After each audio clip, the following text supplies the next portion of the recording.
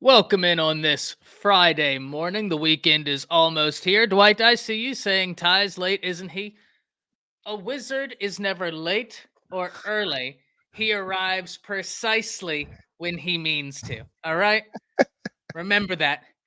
Remember that. I arrive precisely when I mean to. But I That's hope you all are enjoying your Friday morning. Glad we can be a part of it. And thank you for allowing us to be a part of yours. Eddie, shout out saying you turned 20 yesterday. Happy late birthday, Eddie. I want to see some Sure. happy birthdays in the chat because it's a 24-hour rule, right? You got 24 hours before, 24 hours after. And it's still your birthday, my man. Happy you're in here. Ben G saying first, hook 'em the brand. Thank you for being in here, Ben. We got Brazier saying the roll tide roll. Roll tide, Brazier. We're going to be talking about that. A guy we haven't seen in quite some time, J-Mayor in chat. That guy's awesome. I fucking love that guy. Right. You know That what? That's a guy good dude right there, man. That's a Make sure y'all strong follow name. that guy. That's a strong name and a strong profile picture, that is. Dude, jacked. Alexa, thank you for being in here. We're going to go around the table, let everybody introduce themselves before we dive into the topics today. Starting with the guy directly to my Yeah, you got it. You got it. There we go. There we go. We'll start with Jason, then go Jansen, go straight down the line. Jason Watkins with Hall of Fame College Football. You can find us at CFB-pod on YouTube, and then also, everywhere you get your podcast, and on Twitter, it's JW_HOF. Hey, man, excited to be here this morning. Appreciate you guys having me in here. What's up there, Dez? Everybody? Jance, my man, how you doing? Doing all right, man. Doing all right. For the most part, a little ticked off from yesterday, right? Nothing to do with nothing to do with college football actions, but this is more betting purposes. Lionel Messi screwed me up, cost me $1,000 because he decided to miss 2 wide open goal nets. But it is what it is. Doing all right and just ready to talk football as usual. So what you're saying is Messi made it messy. He made it messy. Yes, he did. Made a messy day for you. He made it messy. Bastard. Wow. Wow. I'm here all day, folks. I'm here all day. Jake, how you doing? What's up? What's up, man? It's cool, man. I love Friday morning, Monday evenings, Friday mornings with the fellas, right? Fridays with the fellas, it's the best. Coach Ricks, what's going on? Jordan, what's up, brother? What's going on? Yeah, Brasaz Night.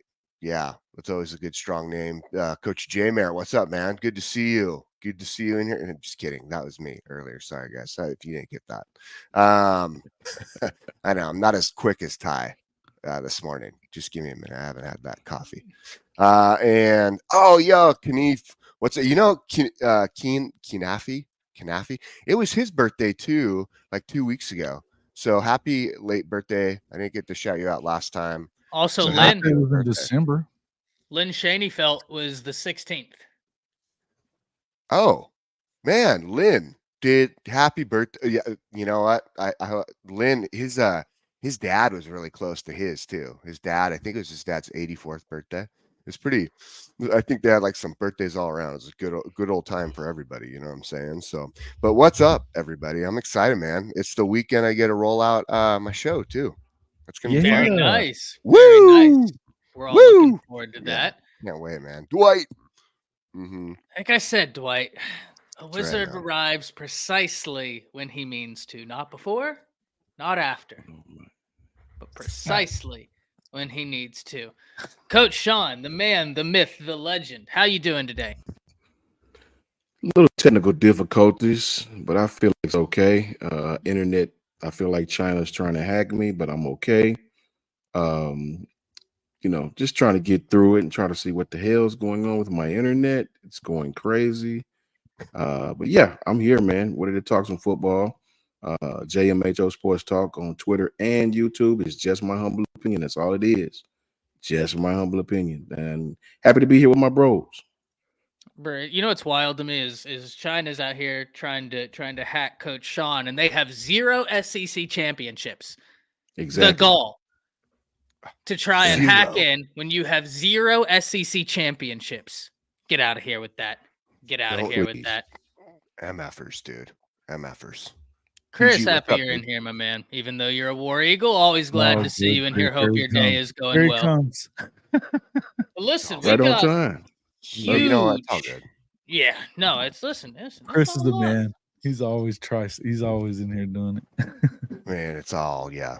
Whenever we see all of them, it's all good, right? Yeah. It's all love. That's- But Yeah, my guys are here. huge weekend going on. Before we dive into the huge weekend, I do think it is pertinent to start with something that happened this week, right? And that is the one, the only Keelon Russell, Bro. Elite 11 MVP, right? Elite The 11 three-star? MVP. That 3-star guy? That 3-star guy, right? That 3-star guy going out there, winning Elite 11 MVP, going 19 of 25 during the 7-on-7 portion with 5 Mhm. touchdowns, was second both day 1 and day 2 with Ohio State's quarterback, Tavian St. Clair. That kid's a freaking monster too now. Let me tell y'all what.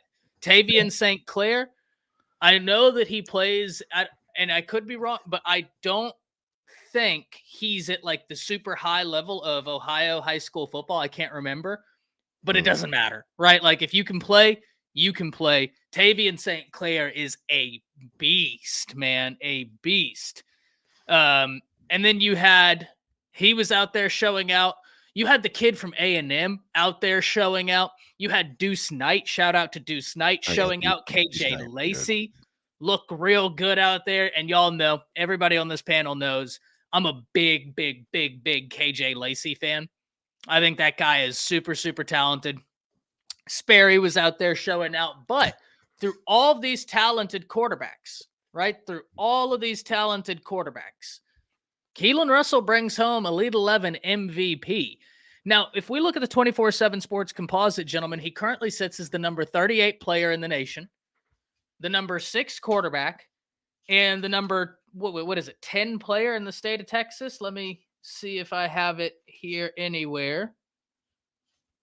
The number 10 play. First and foremost, he did good the first day, PG. Mm-hmm. He absolutely, because I was watching it. Yeah. Easy, don't be so harsh on him. Don't be so harsh on him, man. PG's not a Sperry fan. All good. We know who they're getting. We know who comes in 26. That's all that matters. Neilio with the 5 saying, good morning, fellas. Greetings from KC. Leo. Sinclair kid got robbed. Tavian. Well, the difference, the thing was, Chris, is whenever because I was watching the streams. Day 1, the difference between St. Clair and Russell in the accuracy challenge was like super negligible. Oh yeah. Right? Like super negligible. Day 2, it was kind of the same, where it was like super negligible. But day 3 is whenever Keelon Russell really showed out. And obviously, guys, I'm just trolling PG about the Sperry comment, right? I'm just trolling PG about the Sperry comment. That's just me having fun with PG. We ain't taking a 26 quarterback. No, y'all, PG's in here trolling as well. Yes, he is. Yeah. We're just having fun right now. Sperry did his thing. Day 1, like I didn't really hone in, I'm going to be honest, on Sperry day 2 and 3, but I know Sperry day 1 had a pretty good showing. But I'm telling you this, guys, this quarterback class is insane. I think it's better than that Nico Jackson Arnold. I'm not saying that any one quarterback is better than that. I'm saying top to bottom. In that class, I thought there was like 6 quarterbacks that were exceptional. I think there's like 12 to 14 quarterbacks in this class. Really good. They're really that good. are exceptional quarterbacks. So I want to hear from everybody. First and foremost, does Russell earn his 5th star? And then 2, were you surprised that he ended up bringing it home? I wasn't surprised.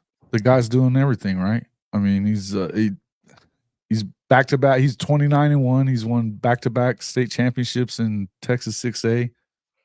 I mean, despite what some people seem to think down in Baton Rouge. I think that he has proven at every step of the way that he is up for the challenge, and he throws it well. He moves well. I think that, yeah, it doesn't surprise me at all. It doesn't surprise me at all. Chance. Yeah. Well, no, unless you're well, listen, I'm trying to phrase this in the right way. So for us, it's not surprising because we actually follow it, and despite us not making nearly the salary of some people out there, surprisingly, by getting the wrong information, and not just a certain individual, but a certain station that continues to get their wrong information about saying that a certain player is a three-star, despite almost every single recruiting metric out there telling you that he is a borderline 5-star player. This is not surprising to us. It probably would be more surprising for them. No, Russell is a beast. Russell is a beast, and he did every drill, every single challenge you could possibly think of. I think he went 19 for 25 on the 7-on-7 day 3 drills, over 5 touchdowns. He was incredible, right? It was no surprise to see what Keelon Russell can do with his arm talent. I know a lot of people compared him to a poor man's Jalen Murrow, again, another certain station out there that did it.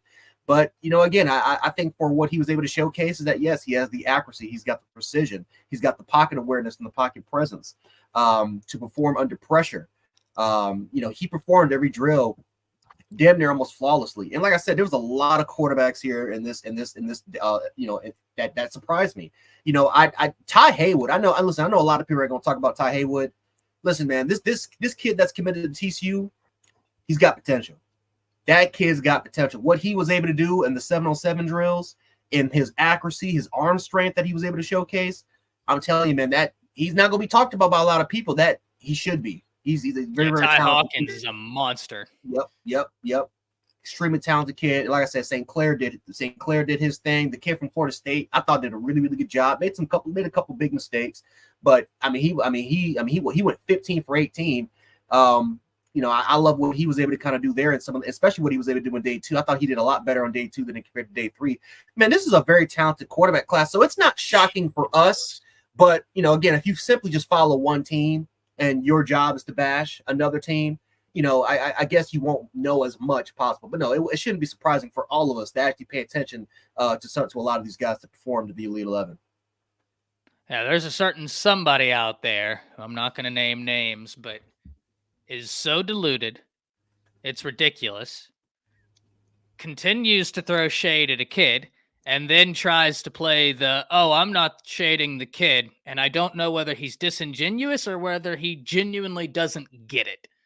But it is a little bit frustrating whenever you have people who actually have conversations where they're not bashing kids, they're actually putting out facts, and we don't have the cushy income that he does just to lie.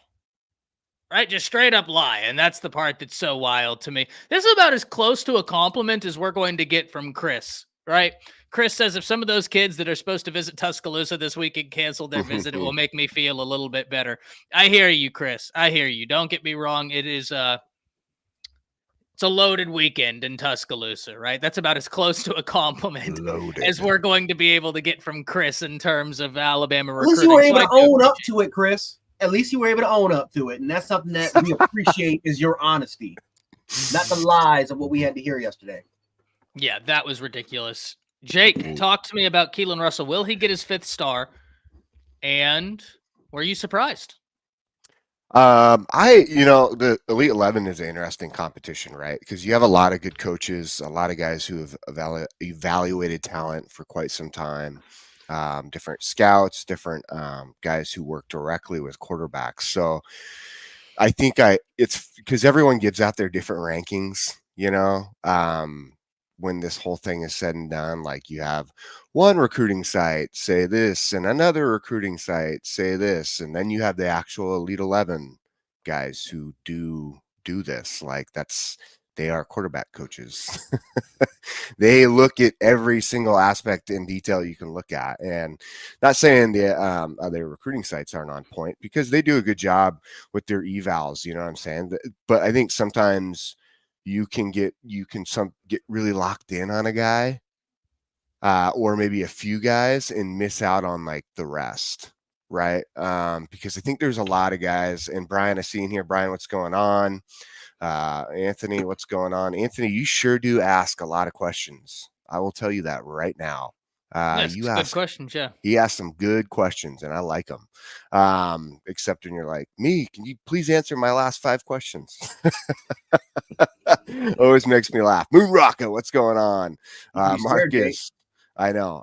Hey, Larry Large, Kim, good to see you. Alpha Dog, Hacker Music, Mr. Renrico, what's going on, brother? Rico. Hey, good call in the other night on Coach Smook show. I liked hearing what you had to say.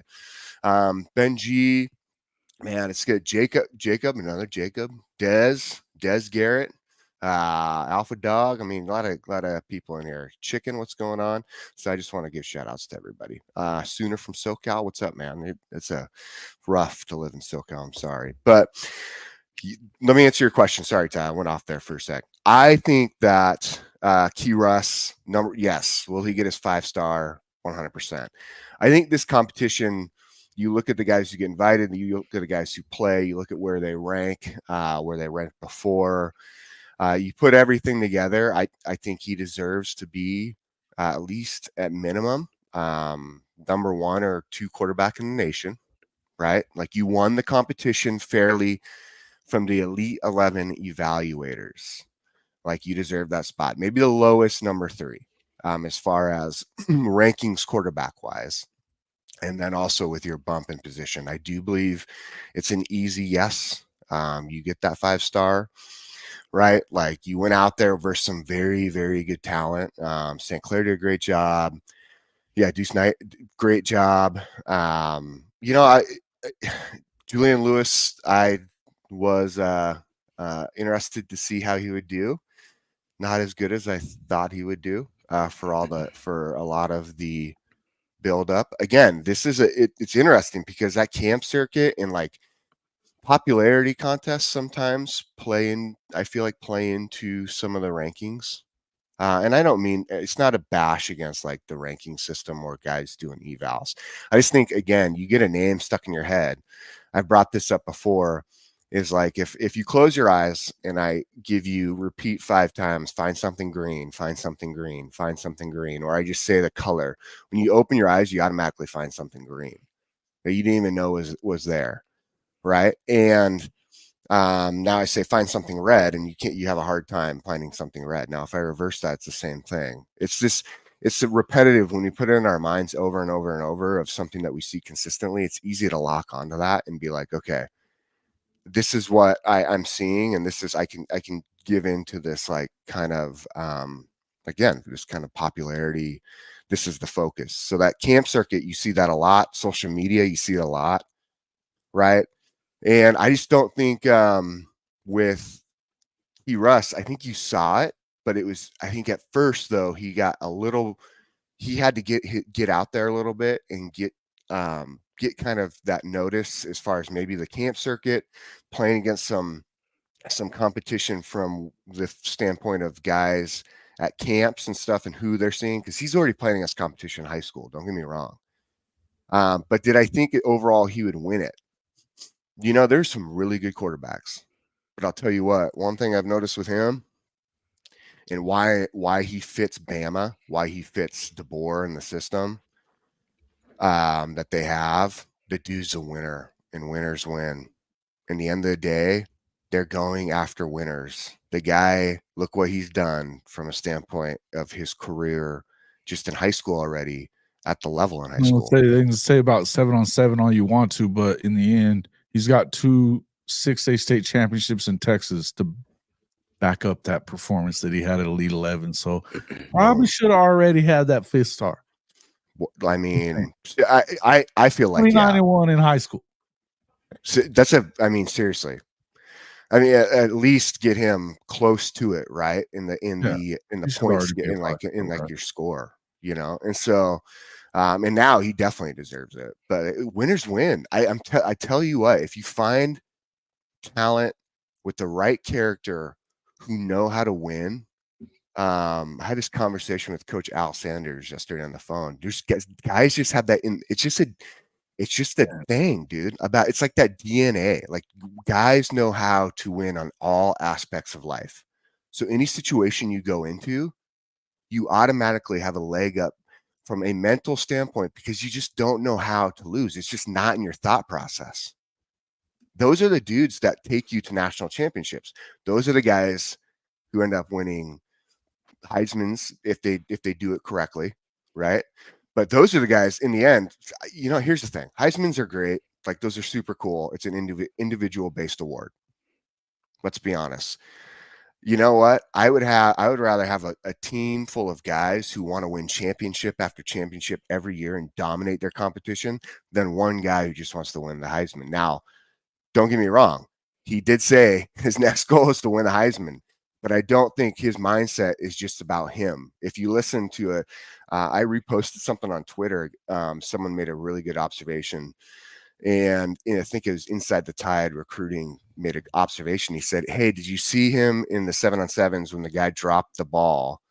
And Key Russ said, "It's all good. It's all good." Like he's building the guy back up.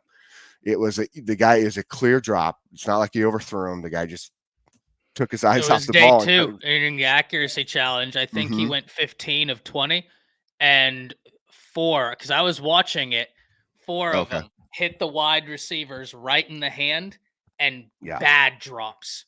Bad drops. Like, dude, you know what that means? That all it means is he basically went 19 for 20. Like they shouldn't even count that against the guys. That's messed up. But so as I understand it, there's like a subsidiary rank or like a system. So like they had the completions, but then even because Tavian St. Clair, I'm going to be 100. He had the same thing. He went 16 of 19 and he had 2 or 3 where his wide receivers just a drop, right? Hit him right in the hands. Great throw. And they didn't bring it in. But that's why even with that drops, Keelon Russell was still like a hair behind Tavian St. Clair day 1 and 2, because it was like a 1A, 1B situation. And let me hit this donation real fast before we get way too far behind in chat. Brandon says, "I'm late, was watching Jason's show from last night. That Fighting Irish fan was great. Keelan will get a 5th star. Did you see his recruiting pitch? Huge weekend, Roll Tide." Thank you for the 1999, Jacob or Brandon. And then backing it up, I was looking at Jacob's comment next. Brandon says, "Watching, not wasting." Jason, thank you for the 199. And this is what I will say as well before I pass it to Coach Sean. Are we putting too much into the 7-on-7? So I watched the entire thing, Benji. And if you were watching, that's why I say he was 1A to like 1B was Tavian St. Clair and Keelon Russell day 1 and 2. And then when it got to day 3, that's where he really started, like he was on fire, just absolutely on fire, making plays. That's where he ended up getting it done, right? Oh, dude. I mean, it was impressive. Even as he's going through like the I cannot remember the name of it, as he throws through the boxes, right? They give you it's you take the ball off whether you're in a shotgun or in a snap, and they're like, right before you go, they tell you which box and what the movement is. I cannot remember that name of that drill. But and Auntie Janet, good to see you in here. Good to see you. It's been a minute. Miss Janet, she's just such a good lady. Is that rail shot? You know what the rail shot? Yes. No, rail shot is the rail shot's the one at the end where it's like basically it's on a dime. You're hitting the dude in the face mask. I mean, it's a straight like it's a bullet.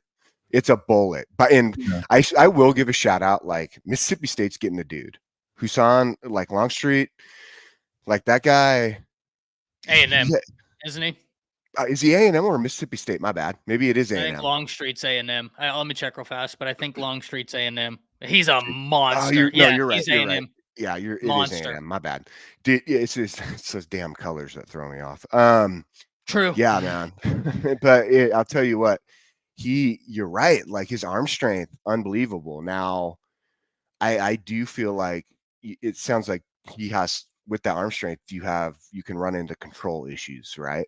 Like really putting your ball in like the right, you just send it with all power, at times you're not going to necessarily get it right into the spot, like that money spot, right? And so, but I was impressed with him from like day one. I thought he would do better after, but in general, I think Matt Zollers was another one day one, and then kind of fell off going into day 2 and 3. He ended up dropping really low. KJ Lacey did a decent job. Maybe not as big as obviously the others, but he did pretty. I mean, everybody looked for the most part really like good, right? They're all developable, they're all studs, but you really break it down to your top 3 guys. Like, yeah, I mean, you got St. Clair, you got Deuce, and then you got well, obviously number 1 is Key Russ. So it was cool to see, and exactly from a champion's mindset what I expected. So, Coach Sean, were you surprised at how Russell performed, and will he get his 5th star? I wasn't surprised at all. First, shout out to B Sharp, man. Shout out to Moon Rocker, Kimberly, Larry Large, Mr. Enrico's in here, Auntie Janet. Man, it's good to see y'all, man. So good to see you guys, man. Roll Tide to you. I wasn't surprised at all because I know what I'm watching. My eyes don't lie to me, and my Bama fandom don't make me lie to myself about it. Listen, man, when you're talking about quarterback, you're talking about the ability to throw the ball, right? First and foremost, deep outs, comebacks, digs, seams, without loft. Do you understand what I'm saying? Without loft, accuracy, arm strength, release point, physical measurables. What else? Work ethic, instinct. Do you have all of this? Just can you flat out play, man? Right? Yeah. This kid can play, man. Right? He can play. The haters can say what they want to say. This kid has all the tools to be just as good as any quarterback we've had, including Tua, including Jalen, including Bryce, right? He has the tools. He has that. He has a very quick release. He played against top-notch competition, just like Bryce did, right? The system fits what he likes to do. The kid can play. So it does not shock me at all. I was interested in seeing how would he do against other top-notch competition. And it is Elite 11, right? But the competition aspect is what I wanted to see. How do you perform under pressure, with cameras in your face, with coaches everywhere, against other kids with egos just as big as yours? And Keelon was the best. So, no, it doesn't shock me at all. That kid has all the tools to be great. You put him in this offense. You put him with a logic offense. It's very similar to what he's doing now. A lot of mesh routes, a lot of comebacks. Like I said, a lot of seams, play action over the top. This kid can be successful. And doesn't shock me at all. That's not me being a Bama fan. It's just me being an honest evaluator. Yeah, we had Anthony asking, since I was watching the Elite 11, where is Luke Nickel ranked? He did his thing. You know how I feel about Luke Nickel, Anthony. I think that he is a really solid coach. I think that this is an insane quarterback class. PG, if you're still in here, I do think that, listen, that 2023 class was incredible, but I do think there could be an argument that this class is at the very least just as good, right? I mean, it is absolutely insane. Pretty deep, man. The depth of it is really. But I also think that class that we're talking about is really good too. When you start thinking about the guys, very. But you had George McIntyre, who unfortunately got injured, wasn't able to participate. Sure. The Tennessee quarterback, I really like his game. Deuce Knight looked good. Yeah, right. I'm excited about him, man. Oh, as he should be. Deuce Knight looked really, really, really good. KJ Lacey, y'all know how I feel about him. I think he did good. Malik Washington. Yeah, he's uncommitted too. Good. Yeah, and right now, 24/7 Sports has him a prediction into Maryland. He looked really, really good. FSU's quarterback went out there and did his thing. I mean, it's a great quarterback class. Listen, if you need a quarterback, this is a class to get one, because I think top to bottom, absolutely jam-packed with talent. We love to see it, and it's awesome getting to watch them. The quarterback is going to land in a week. You're talking about O'Neal. Yeah, O'Neal, 26. That 26 class is insane, too. Texas just got Diabell. Diabell is a monster, absolute monster.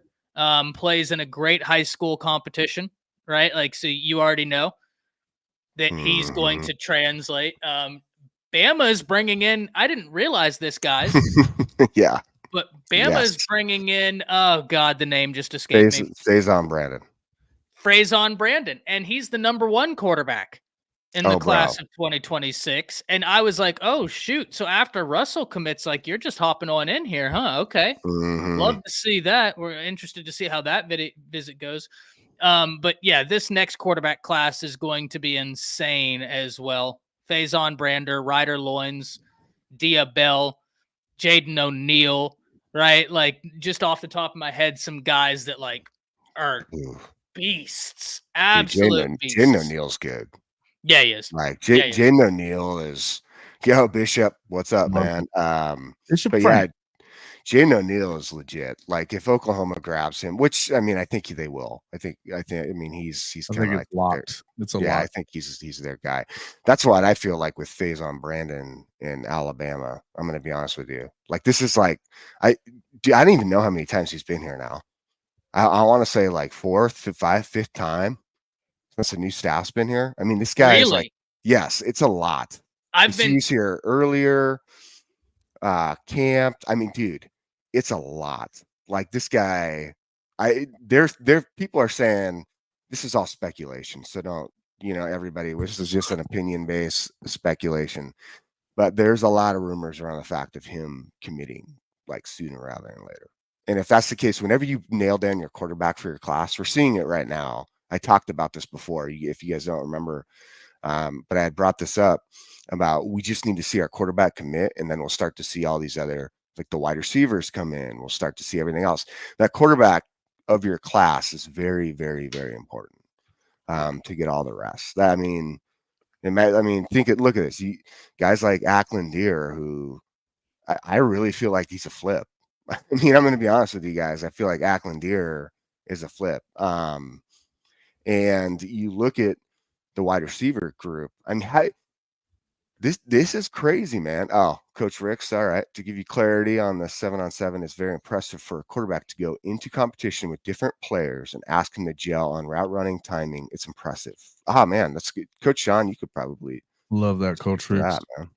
Yeah. I mean, that's kind of what I was saying. I mean, remember, you go into these competitions, accuracy is important, man. So an important physical quality. Poise, hitting the target on short, medium, long routes without making receivers work. Ability to deliver a catchable ball, touch when it needs to be, leading a receiver, deep ball, velocity, timing. Yeah, you got to know to play quarterback at that level with kids you don't know in an offense like that, on pass concepts like that. It's very, very impressive, man. I know it's just 7-on-7 style, Elite 11 style, but it does show you the physical tools that Keelon Russell has. All these, I seen where that young man, he posted some guys who won 7-on-7 or did well on Elite 11 who hadn't did well in college. Well, what he didn't tell y'all is a lot of those quarterbacks that he posted, they didn't fail because of talent. They failed because they were on sucky teams and in sucky situations, right? Yeah. So, it wasn't because of their talent. These kids were talented, still talented. But if you put a talented quarterback and you don't surround them with like-minded talent, it doesn't work, man. That's why Keelon coming to Bama is such a great fit, and the haters know it. Trust me. And it's funny you bring that up about that, like surround them with talent, right? Like guys and scheme too. Scheme too. I mean, well, and that's what I was just gonna say, Ty, is like think about this. Think about the level of athlete like some of these guys are, especially at the quarterback position. They are very, very in tune, but they're also super smart, right? They're super smart. They develop some of these guys develop so fast that can the coaches keep up? Interesting to think about, right? Like when you bring in a kid from a developmental standpoint, especially at quarterback, that do you have coaches in place who understand the speed of progression of each guy, right, in their development? And if they see that progression inching closer and closer, right, to their knowledge level, because hey, just because you coach college, I mean, nobody's the smartest dude in the world, right? Some guys have better styles and better understanding of how to coach somebody than others, right? I mean, it's just the way it is. There's always someone better. But it's a good point of saying, like, are you recruiting to your ability to coach? Like, does there come a point where a kid is so good that his development is slowed because you don't have the right concepts, because you don't see just how smart or just how much growth this guy or how fast this guy is growing? You know what I'm saying? It's an interesting concept to think about. You're not trying to dig on coaches, but the truth is, how do guys that good go to places, and then you're right, they don't end up maybe as people want to say at the level they are expected to end up. Now there's a lot of other factors into that. It's not just coaching, but it is plays a part, and I think that's why I have to give so much credit to, like, Kalen DeBoer and his staff. I mean, Nick Sheridan. Like, I think they are. Everyone wants to talk about Sarkisian being like a quarterback guru, Lincoln Riley, quarterback guru. Like, they're really, really good. And I'm not taking away from how good they are, because they are really good at their quarterbacks. They're great at developing. But man, I just think like Kalen DeBoer and Nick Sheridan are like on another level, man. I really do. When we talk about Lincoln Riley is a quarterback wizard. Mm-hmm. Like, he is incredible at developing quarterbacks if they fit his scheme. Yeah. Right? Like, if he's very scheme based, if they fit his scheme, he's awesome at developing quarterbacks, right? Like, there's been nobody else who has the draft acumen at the quarterback position Lincoln Riley has in history of football.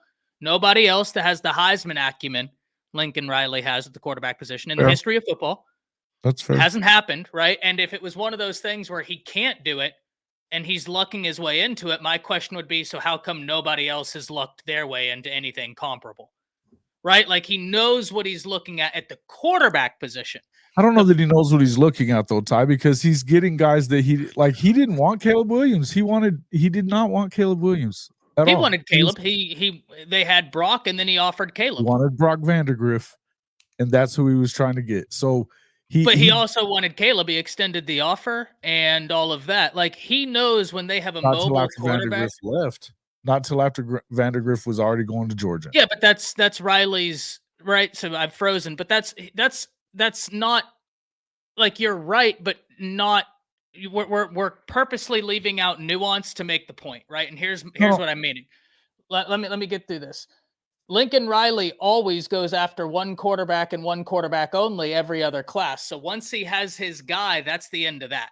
Right. So, like, yeah, of course it makes sense that he was going to be on Vandegrift. And then after Vandegrift flipped, it was like, okay, now we go to someone else, because Lincoln is notorious for a one quarterback every other class type mentality. Right. So, like, that makes sense. But when he gets the guys that fit his scheme, there's a reason why Spencer Rattler didn't work in Lincoln's scheme. Right. Because that's not the type of quarterback that will do it. Juju, that's the type of quarterback that works in Lincoln Riley's scheme. Caleb, Baker, Kyler, they all work. That's why Spencer was so successful at South Carolina, because it is what it is, right? But, like, whenever he identifies a quarterback that he likes, dude's very good at getting it done.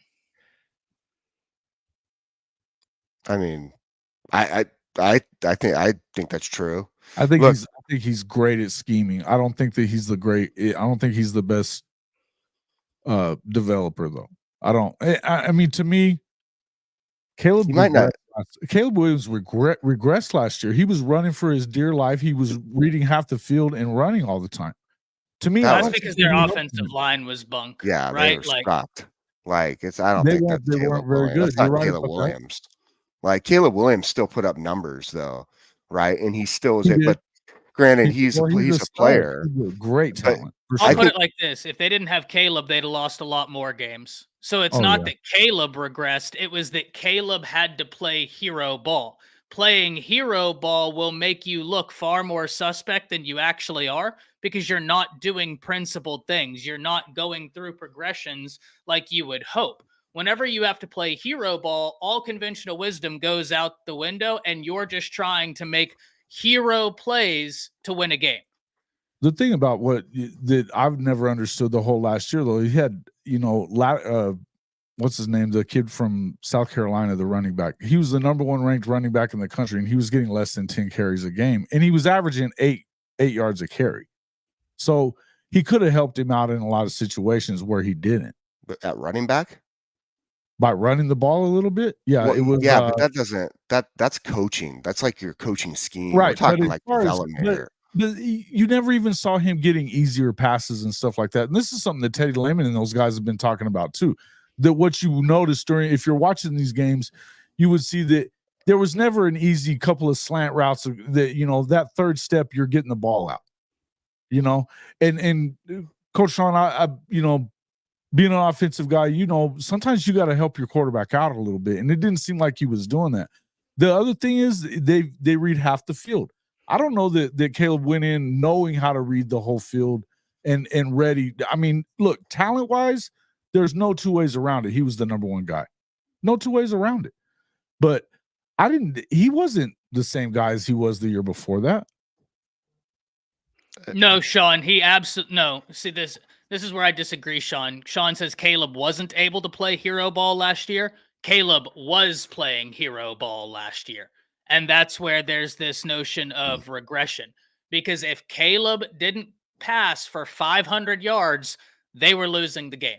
If Caleb didn't do everything, they were losing the game, right? He was playing hero ball last year, and this is something I talked about in Bleacher Report notoriously, and that's why I didn't have faith in USC.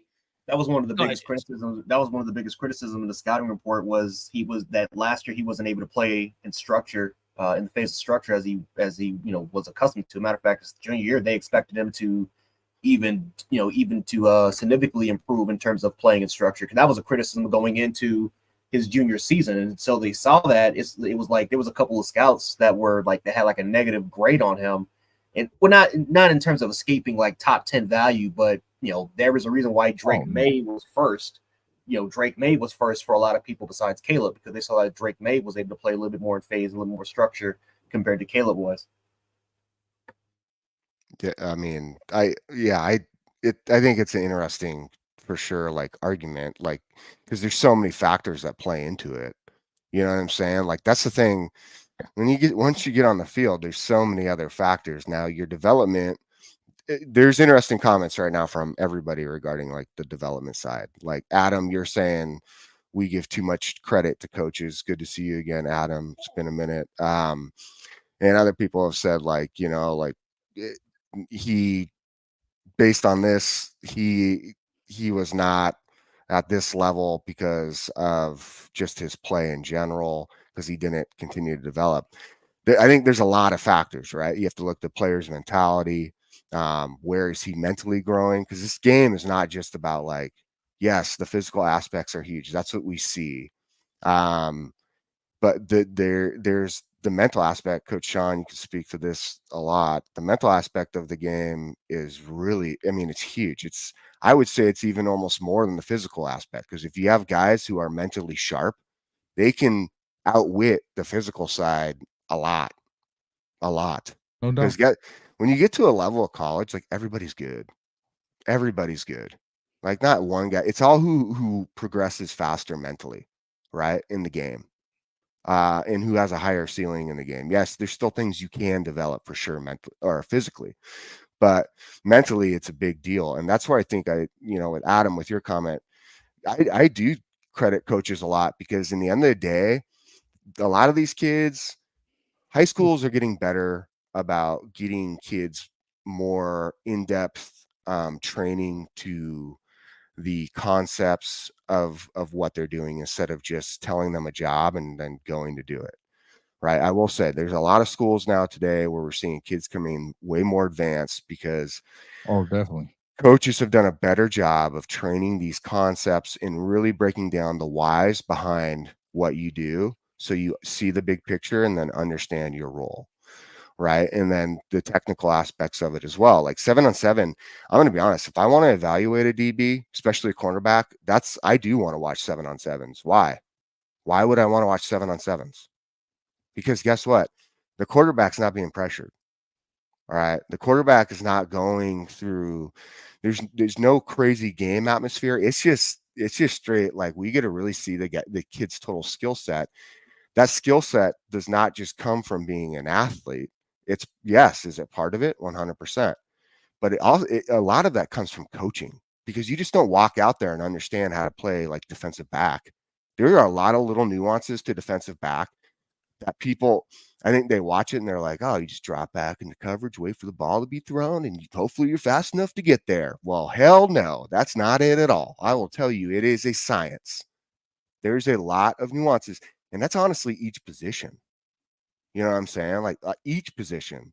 So, coaches play a huge, huge role in the development of somebody in the long run.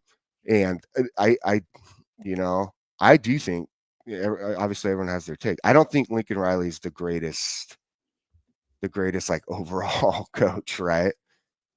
But I think think he's got the best schemes. I think that he can scheme with the best of them. That's I mean, what he's he a good does very he's well. a good X's and O's guy. Okay, but I still think though he develops well. I think there's no question about that. Like, listen. Bias aside, he develops quarterback well. If he didn't, at me as a bias, that's not what I'm doing. That's not what I'm doing. I respectfully, I think that there is a level of like, sure, no doubt. But I think that there's one, like, Jake has no affiliation with any OU, like Lincoln Riley. I don't. Come on. I don't think there's any question that he's not a good head coach, right? Mhm. That's not in the question. I don't think he's a program builder. I think he's great with X's and O's, and he has proved to be a really good quarterback developer. You don't walk into 3 number 1 picks at the quarterback position and 3 Heisman Trophy winners without doing that. And if that's the case, if that just falls in your lap, how come it's never happened before? Because it hasn't happened before, it can't happen. Wait. And by the way, we just got done talking about Kyler Murray and what he did in high school. That guy was already ready to be in that situation. And he got to sit behind Baker Mayfield, which helped him to develop as well. And so Baker Mayfield was playing and was developed by who? Baker Mayfield was already really good when he got there too. He went out there and Didn't he walk on? He walked on and won 7 games as a true freshman at Texas Tech. That's more games than Cliff Kingsbury ever won without him, and including with Patrick Mahomes. So would you tell me that, because here's the thing, Patrick Mahomes is clearly the best player in the NFL right now, is he not? He's great. Without a doubt. Best quarterback. Yeah, I wouldn't say best quarterback in the NFL. I said not necessarily player, but pretty close. But best quarterback in the NFL. Was that because of Cliff Kingsbury? It wasn't. Like Jake just said, coaching goes into it. Yeah, and he played listen, at the end of the day, there is I get it. Lincoln doesn't do good at this. Here's my question, Jason. If Lincoln isn't a great quarterback developer, we all know that Nick Saban had an unbelievable relationship with Jalen Hurts. Mm-hmm. How did Jalen Hurts end up at OU? Nick Saban told him, who does the best quarterback developing? Yeah. Lincoln. So if the GOAT looks at you and he says was going to run an if offense. players I think there's a difference between what you run this, as an offense and the position that you put players in versus whether or not you develop them into they're ready for the next level. I think there's a difference there, because I don't know that automatically that any of those guys were ready for the next level because of it. And we haven't seen anything about Caleb Williams aside from his little 7-5 season that they just got done with, when they had more talent on the team and they weren't as good. So we're going to see. I know that they also lost most of their wide receiver talent. Come on. Jordan Addison wasn't there. They didn't have near the wide receiver they didn't have near the wide receiver They talent. still had Mario. They still had Mario, the guys that had already been there. Mario wasn't like that guy. Branch was a true freshman and was hurt most of the season. Okay. I don't think they had, like, talent wise, USC they're having, look, we all want to look at USC and say they should be a powerhouse. Well, USC got destroyed because of what happened with coaching, right? Like, the coaches before Lincoln Riley were, who was good?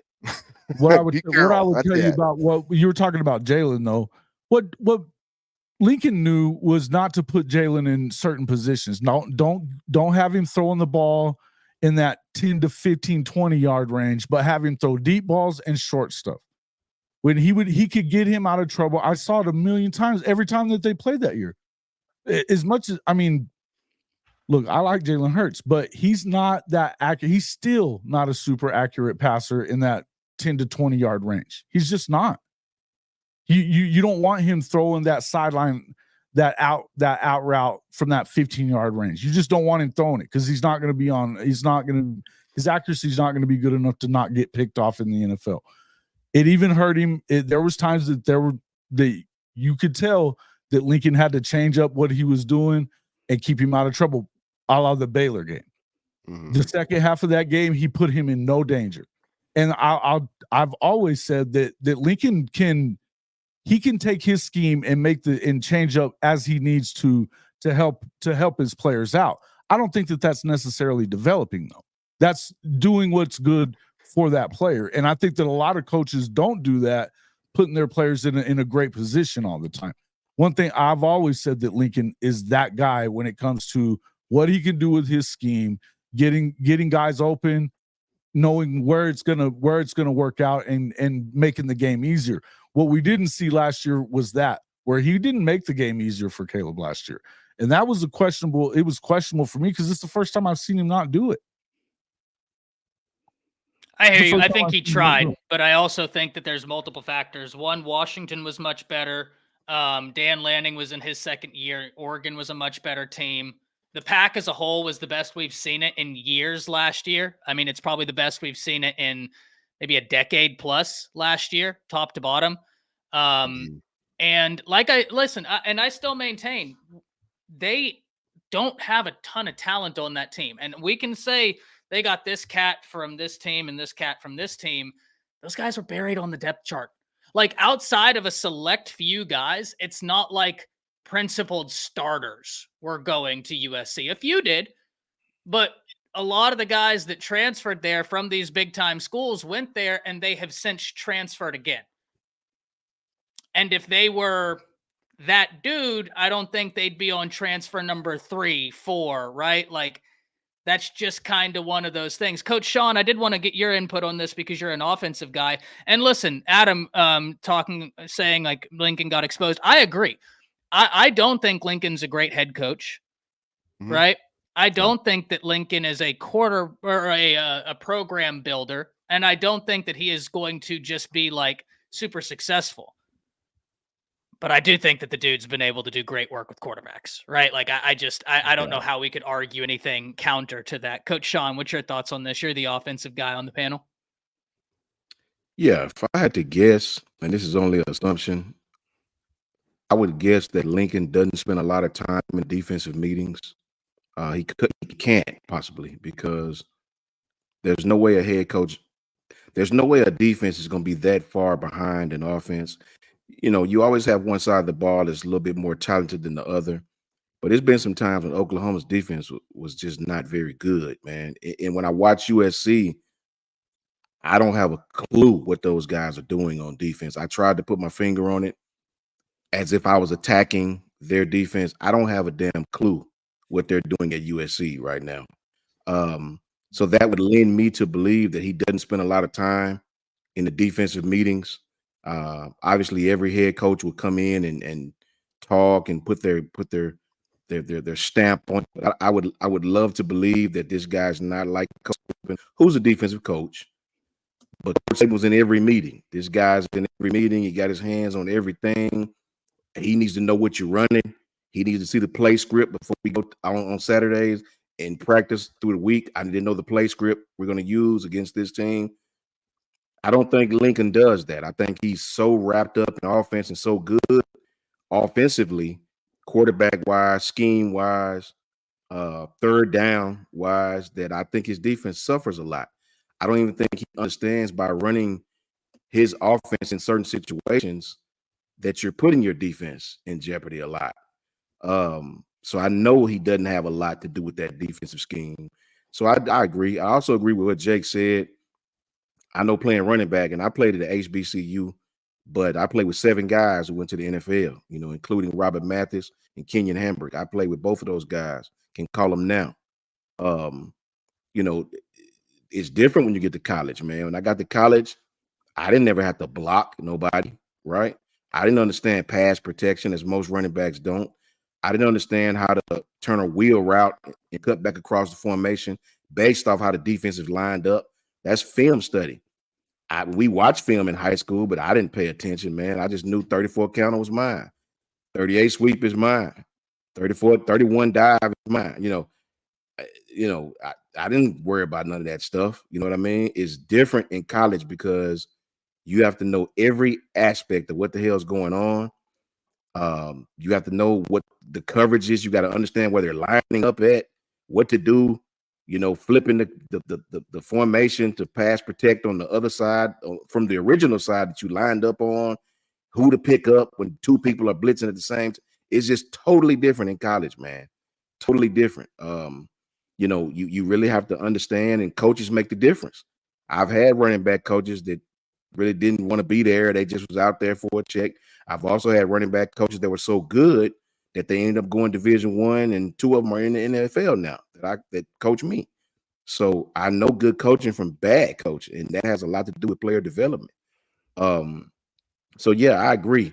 I think until Lincoln has a bigger role on the defensive side of the ball as a team, I don't think he'll ever win a championship. He'll always have these great quarterbacks, offenses, but their defense, dude, listen, if Oklahoma should have probably had about guys, they're gonna come to you, right? When you've got a Yeah, couple of man. Heisman guys already behind you, they're gonna show up really they're good. gonna show up and come to you because of your reputation, and you're just that good. I mean, it's like Ty said, you develop them well. But Oklahoma should probably have at least 2 natties, probably, right?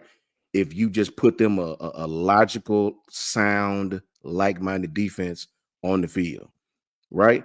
I can remember Oklahoma doing very well with Jalen Hurts, man, and LSU just destroyed them. Like in the first half, I was like, what? Like they were lost on the defensive side of the ball, and Burrow and them wasn't doing nothing special. They weren't doing anything different. Yeah, it's the same thing they've been doing all year long. Yeah. So until Lincoln, to me, really, really, really not hires great defensive coordinators, he'll do that. But he has to be, as a head coach, he has to put that accountability. He has to be, I hate to say it, but you almost got to be damn well be a micromanager to your defensive coordinator to create that type of environment with your program. Until he does that, he'll always have great quarterbacks, always have great offenses, and the defense will suffer. Well, he's in a league now to where if your defense is not very good, you're going to struggle. So, yeah, you didn't want to come to the SEC, but you're in the next conference that can expose you just as well on the defensive side of the ball. Now, he'll score points with the best of them.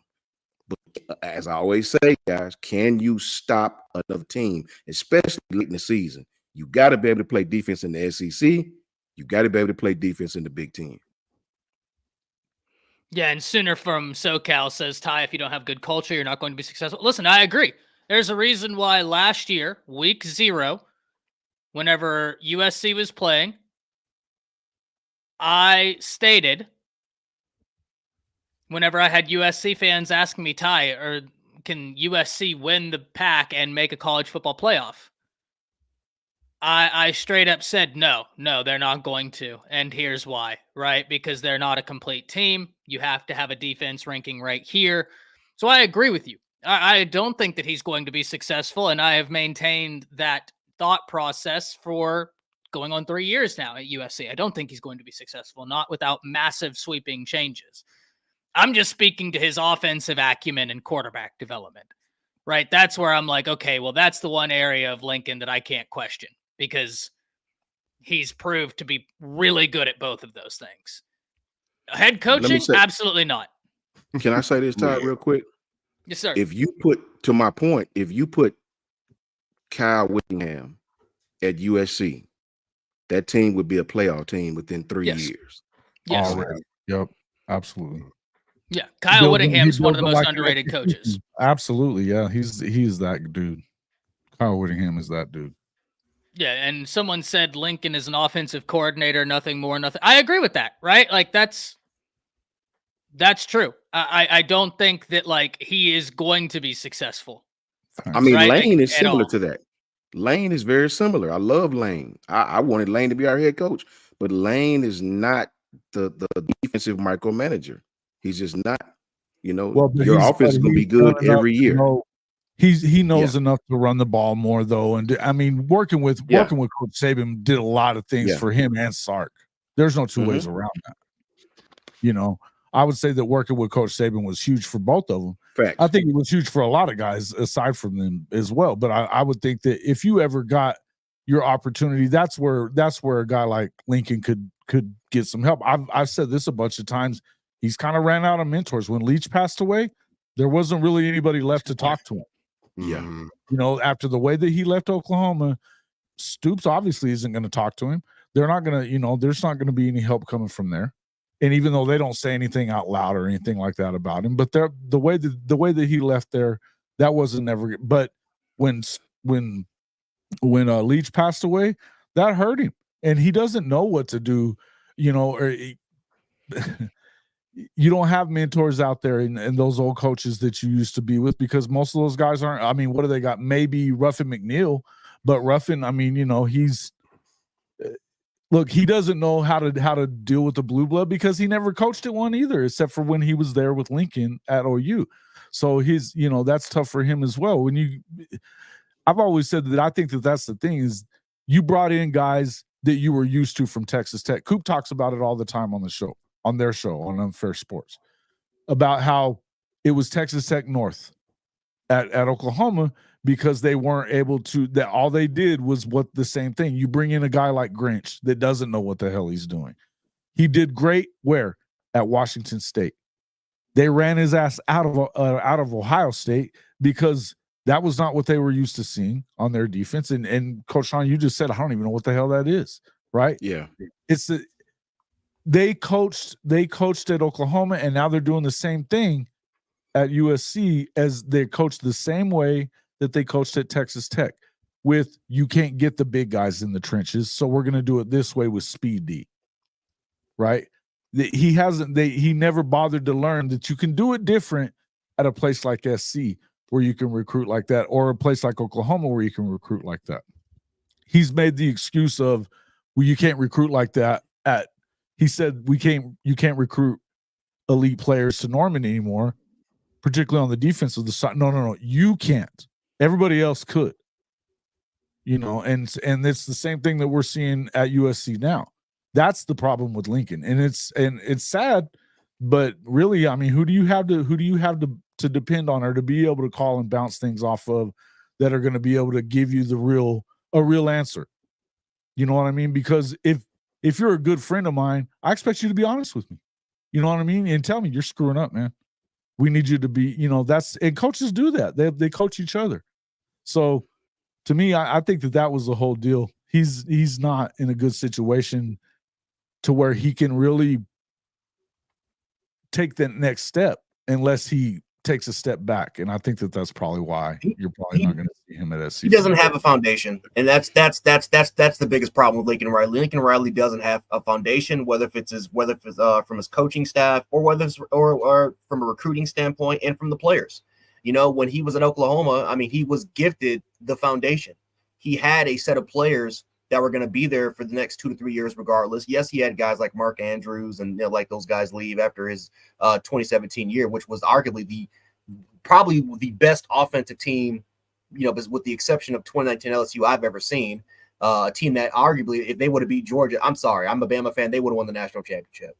They would have won, because Jalen Hurts would have been the starting quarterback for that entire time because Oklahoma's defense was bad enough and Jalen Hurts would have performed.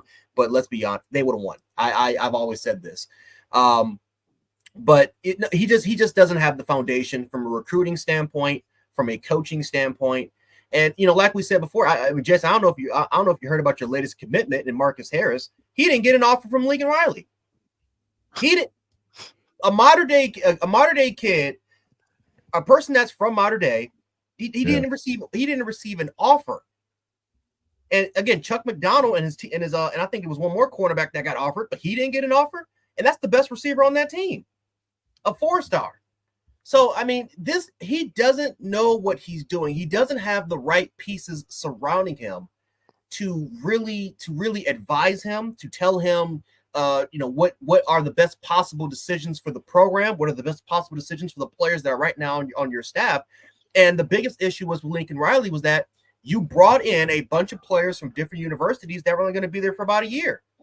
Like a lot of the kids that he brought in a couple seasons ago that probably would have still been playing now are gone.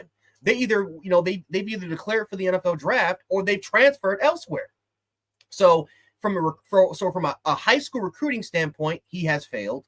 Well, at least so far he's. I mean, right now he's doing okay right now. But I mean, he there is no reason why, especially with what we heard, where he's crushed a lot of the relationships from a lot of these not just Southern high school teams, a lot of the Northern California teams like Folsom and De La Salle and all these others like Venice, all these other schools, they want nothing to do with them.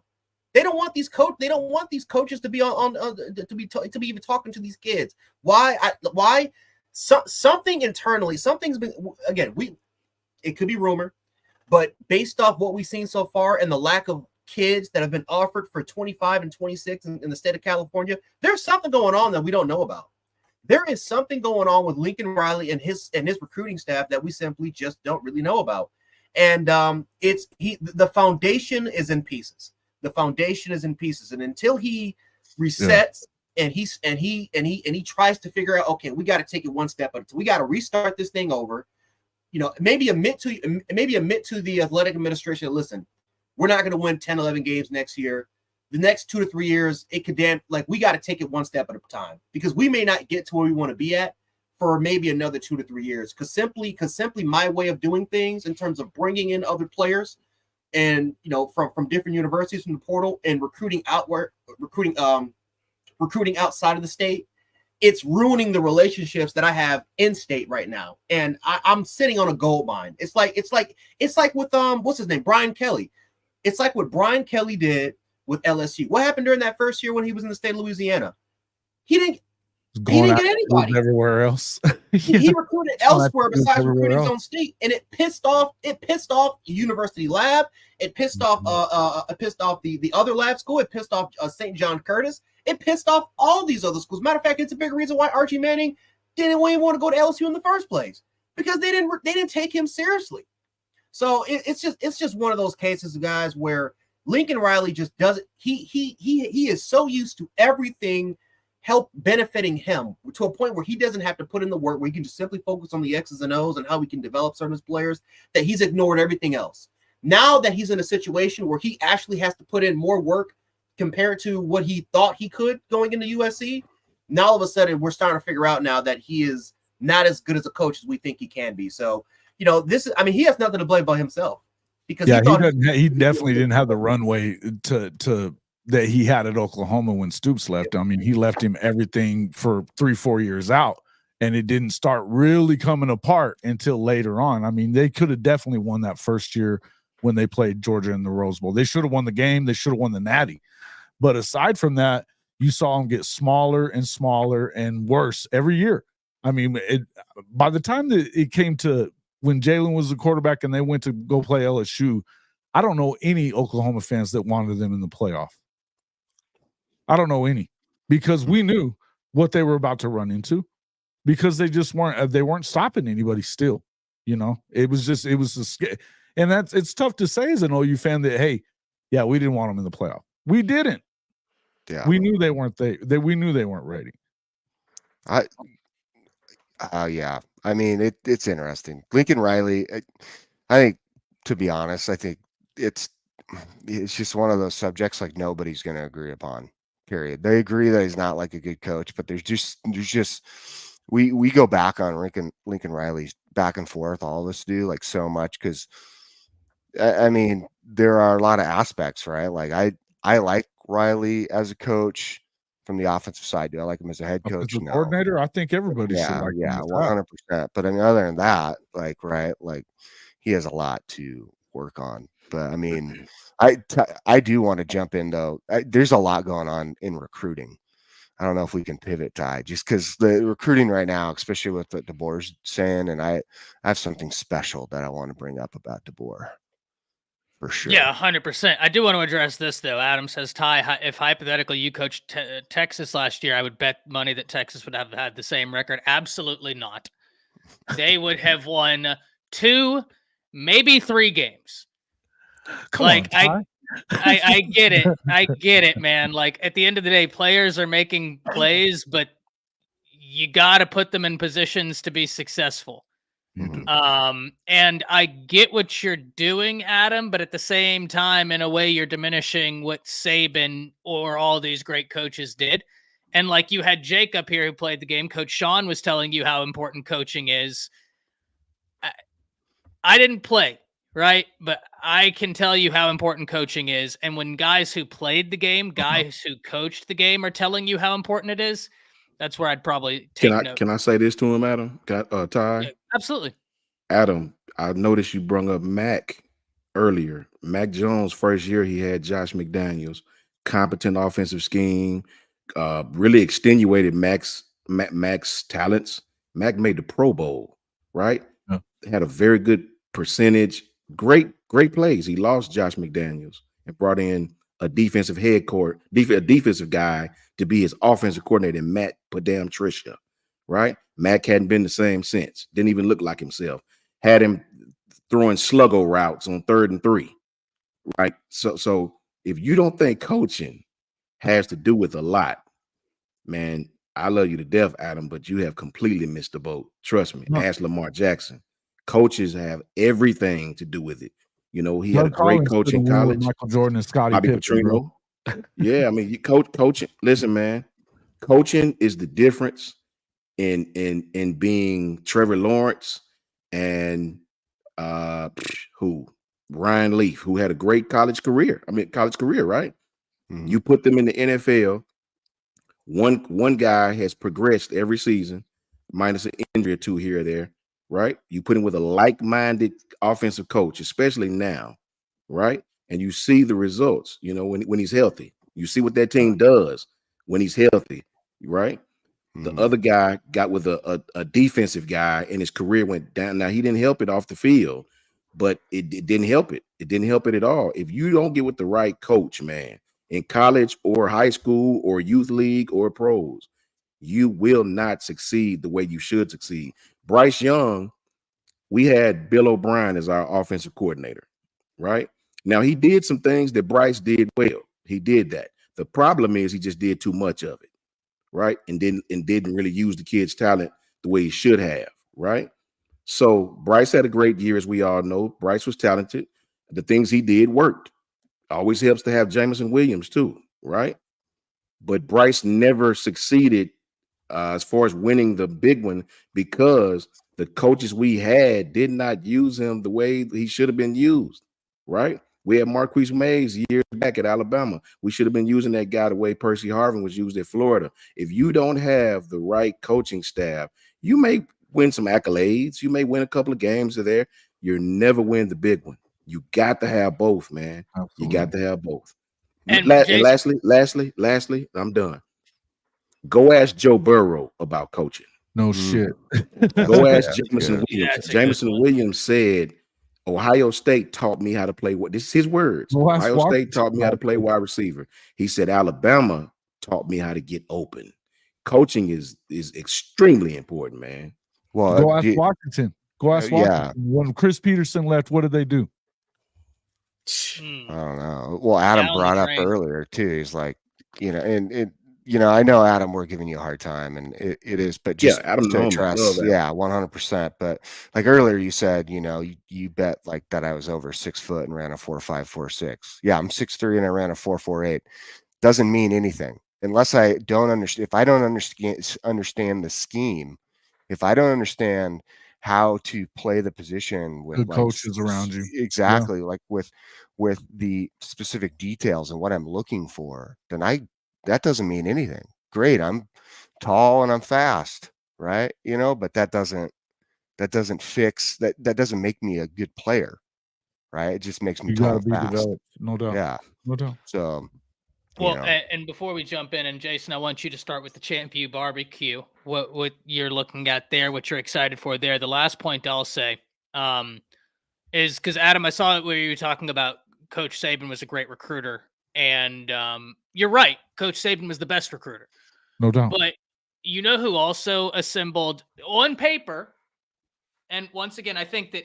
And let me be very objective here. I think that there is, you can challenge the recruiting rankings. Are they really indicative of this, that, and the other? That's all well and good. That's fair, and I would agree with that. Jimbo Fisher brought in the best high school football recruiting class of all time.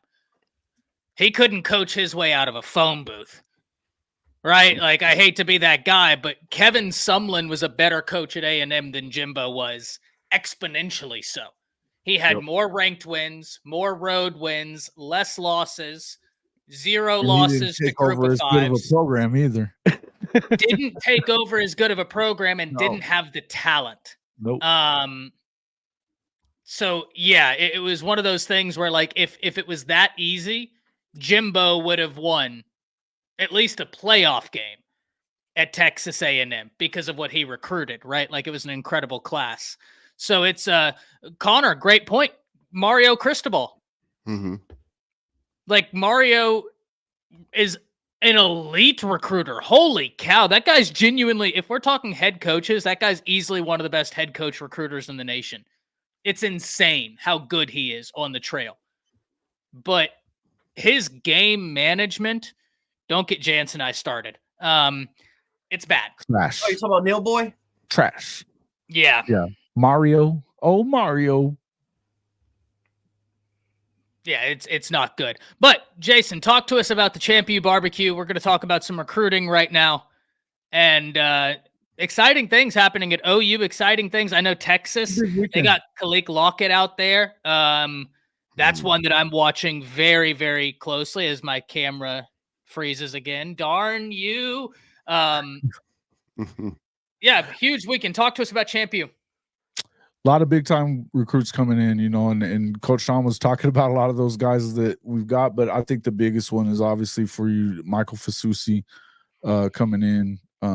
That's the guy that you're really looking to get. And then your five-star linemen, that's the offensive linemen are the ones that you haven't pulled just yet during this tenure so far. But I think that's you're kind of seeing where Venables and they're systematically going about where they have to pull their guys. And it was most important to go and get those defensive line guys last year. They got 5 blue chip guys to come in on the D line. That was huge.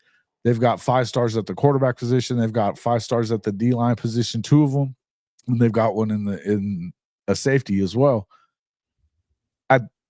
Benji was saying, did they just give Venables an extension because of his recruiting? No, they gave Venables an extension because of his trajectory. 10-2 in year 2 after the program was not left good. It was not left in good shape. We all know that. He went 10-2 in the second year. He beat Texas in the second year. In fact, his trajectory is in a better position than what Sark's was after year 2, both for year 1 and year 2. So that's why you see that's going on. But yeah, the ChampU BBQ is always a huge deal for Oklahoma as far as their recruiting is concerned. He's really made it this kind of sets off it's been right around this time, all 3 of the first few cycles that he's been on, or actually the last 2 cycles, the ChampU BBQ is kind of kicked off when they really start rolling in some of these guys. It was after the ChampU BBQ that you got Jackson Arnold in the first year, And a lot of those guys from the top 100 on the defensive side of the ball that they ended up getting, guys like Lewis Carter and Makari Vickers, guys like that, on the defensive side of the ball. And the same with Samuel Omosigo. These are guys that you're expected to see them kind of step up this year. But this is that main event that they have for the summertime that really seems to kind of turn their recruiting into the right thing. Because I know that first year after, obviously the year that they got Jackson, it was a concern because they really hadn't gotten a whole lot of guys throughout the first few months of it, and with spring and all that stuff. They really hadn't gotten anybody. It was a big concern. And, it was right after that time that you started seeing them pick up big time commits, one after the other. June has been a good month. June and July have been big months for Oklahoma. I love this comment from Nelio right here, talking about the extension, saying the way the SEC operates recruiting-wise, other schools would have used that, telling kids his AD had little faith in his craft, or less faith in his craft at the very least. Nelio, I completely understand where you're coming from there. It definitely happens, and it occurs a lot. Yeah, that's why I don't mind the extension at all for Oklahoma, right? Like, I think if you're asking the question, oh, should we have waited a year? I think that's a perfectly fine question to ask. But I also think going into the SEC, you want to let it be known for all the recruits, like, no. We love what we're building right here, right? Like, that will generate hype amongst the recruits.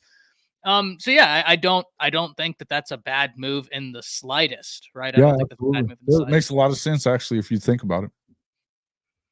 Yeah, hopefully so, Brandon. I saw the Courtney tweet. Hopefully that there is good news coming. Hopefully there's good news coming. Because goodness gracious, right? Well, Goodness gracious. You look at like the 5 stars who are all on visits this weekend. You have David Sanders at Ohio State, DeCorian Moore is over at Oregon, right? Julian Lewis is visiting Colorado. Khalil Lockett's at Texas, like you said. Babaloa, who I think Oklahoma lands, which would be huge. And I mean, that would give their O-line class, that'd be a good one. You got Josh Petty, the interior offensive lineman who's at Florida State. Lincoln Cure, which is a bummer. I thought Alabama would go after him more, but it's kind of gone away. It feels like a little bit from Cure. I don't know if there's just disinterest or what, but he's at Kansas State. And then, of course, we have all of ours at Alabama, and it's quite the list, my friends. Quite the list. I mean, you look at what they're doing right now. I mean, with BV, I think that was really smart. Before I jump into Alabama, I think it was a good move to lock him up and give him that contract extension. He's doing a really really good job. And yeah, I think everybody is Nelio. I think that's from that word. But fair enough. Fair enough. Definitely. Yeah, I get you. But he's doing a great job, and I do think it helps with recruiting. You establish him, you put him in place. People feel good about that. As far as a contract wise, I like it, and I think BV deserves it. I think you're going to see, again, I've said it many times, Oklahoma is the dark horse of the SEC for this year, and they're only a dark horse due to maybe year one and just seeing how they go about everything, right, in the SEC. I think going forward, though, they will be a team who will be competing right up there with the others for that spot to get an SEC championship. I really do. So before we dive into that, I wanted to hit a few comments. We have, thank you for the $4.99, Coach Rick, saying Bob Stoops left too soon, which forced Lincoln to become a head coach. I believe Lincoln is a great offensive coordinator. 100%. Bishop says Lincoln got rid of Schmitty, which was a mistake, right? And that's one of the things why I said I put out a video not too long ago talking about like some of the things OU needs to do to be successful in the SEC. And, some people were of the mindset that, oh, well, it's the same thing you have to do in every conference to be successful. And to a point, yes. Sure. To a point, yes. There are commonalities. Yeah, there are commonalities, and there are basic truths of football. But the SEC has its style of play The Big 12 has its style of play. The Pac has its style of play. The ACC has its style of play, right? There are different nuances to the league. Well, the basic conclusion I had, Bishop, was at the end of it, I was like, well, the beautiful thing is like the things OU must do to be successful in the SEC are things that Brent Venables has been doing. Getting in a Schmitty, who was at Texas A&M. He knows what an SEC program needs to look like from a strength and conditioning. Like, I love all of that. I wanted to hit this comment right here, and then I want to go between Coach. We'll go Coach, Jance, and Jake on the Bama recruiting this weekend. I wanted to hit this right here, though. Mark asks, Byron, you don't think Lanning would have been better, talking about Alabama's coaching staff with his knowledge of Georgia's current team and staff? I'll answer this one, Mark. No, I don't think he would have been better. And here's the thing. You are right. Lanning has an intimate knowledge of Georgia, but he also runs Kirby's defense. He hasn't been able to beat DeBoer. He's 0-3 against Kalen DeBoer. Right? Kalen DeBoer is 7-0 against Lincoln Riley, Dan Lanning, and Steve Sarkisian. And Dan Lanning in particular, now Kalen DeBoer knows how to successfully scheme against that defense, what to expect out of it. Now, not saying that everything's 100% the same, right? Obviously, Kirby. Yeah, Kirby's great. You'll never hear me diminish Kirby. Kirby's great. But he now understands that defense. And so it's going to be very interesting. But yeah, Mark. Well, I don't think that you're misplaced either in asking that question. I think it's a genuinely good question to ask because Dan Lanning's doing great. For it being his first time as a head coach, that guy's got real high upside. I'm going to tell you right now, he's a better head coach than Lincoln Riley is, and that didn't take him 5 years to figure out, right? Like, that's the truth of the matter. Brent Venables, same way. Two guys, very young into their head coaching careers, already have a better understanding, right? Already have a better understanding. Penix was the X factor. True, but scheme was too, Benji. Like, I remember when Texas was going to play Washington, I was texting Texas Homer, and he was like, Penix scares me, but DeBoer scares me. And if you know Texas Homer, he breaks down film as well as anybody. His scheme, like DeBoer's scheme, is ridiculous. It's absolutely ridiculous. It's awesome. But you're right. Penix was an incredible quarterback. Did you see his other question, Mark's other question? No. About Oklahoma going 10-2. Can it be a better season than an 11-1 Texas season, even if one of OU's losses is Texas? That's an interesting question. That's a tough question, but it's yes and no. Yeah, kind of yes and no. I don't know. I don't know that you would. Most Oklahoma fans are going to be like, "Oh no, you need to win the Texas game." Yeah, and it would be impressive because Oklahoma has a harder schedule, right? So that's the yes, but also no, because at the end of the day, you have to beat Texas. You have to beat Texas, and people, like, at the end of the day, one of the things we know is, like, we will talk about strength of schedule. We will talk about but the average college football fan is going to be like, no, Texas won more games. They had one loss as opposed to two losses, right? So that's why I say yes and no. It would be impressive. And if they beat Oklahoma, especially, right? Yeah. Especially true, yeah. Coach Sean, talk to us about Bama's weekend this weekend. Then we'll go Jance, Jake, and then hit it all off. Yeah, I did a video about this, man. It was a few guys that I touched on that I really, really, really wanted to see. Justice Terry, Caleb Cunningham, Derek Meadows, my favorite, Dijon Lee, the two Bama commits, Luke Metz and Abdul Sanders, and Josiah Sharma. For me, this is probably, we had 12 recruits one weekend, 10 another, and 9 last weekend. To me, this weekend is really, really, really important because this is not a want weekend. This is a need weekend, right? Alabama is rarely in the position where we need kids like that. This is a need weekend. We need Dijon Lee. We need Justice Terry. We need Josiah Sharma. After this season, we'll lose a lot of defensive linemen. Now, we have a lot of young defensive linemen. But these guys really, really, really fit what Coach Womack wants to do. I think this weekend is exceptionally important. I hope they roll out the red carpet, all 5 of them, and really, really, really put all the eggs in one basket for these kids, I think Dijon Lee is a must get for us. Every college in the country wants this kid, 6'4", 190 pounds, kid that could probably play safety, but he plays corner. It's very, very rare that you see corners that's that tall, that's not stiff-hipped, if you know what I mean, Jake. Jake can tell you about that. A lot of corners is taller and girthier, a lot of real stiff-hipped, and they end up moving to safety. I can remember Eddie Jackson, who wasn't as big, obviously, being extremely stiff on the corner, and they moved him to safety, hence the Pro Bowler Eddie Jackson today. I think Dijon is a kid that can play corner when he comes out of his back pedal, transitions from phase. He doesn't flail his arms, Jake. Arms is in real tight, not stiff hip. This is a kid that could play early at Alabama, man. Very well coached kid. Very well coached kid, man. So this is a huge, huge weekend for Alabama. And I think we will have success with these kids. Chance, talk to me. Yeah, man, it's cold summer.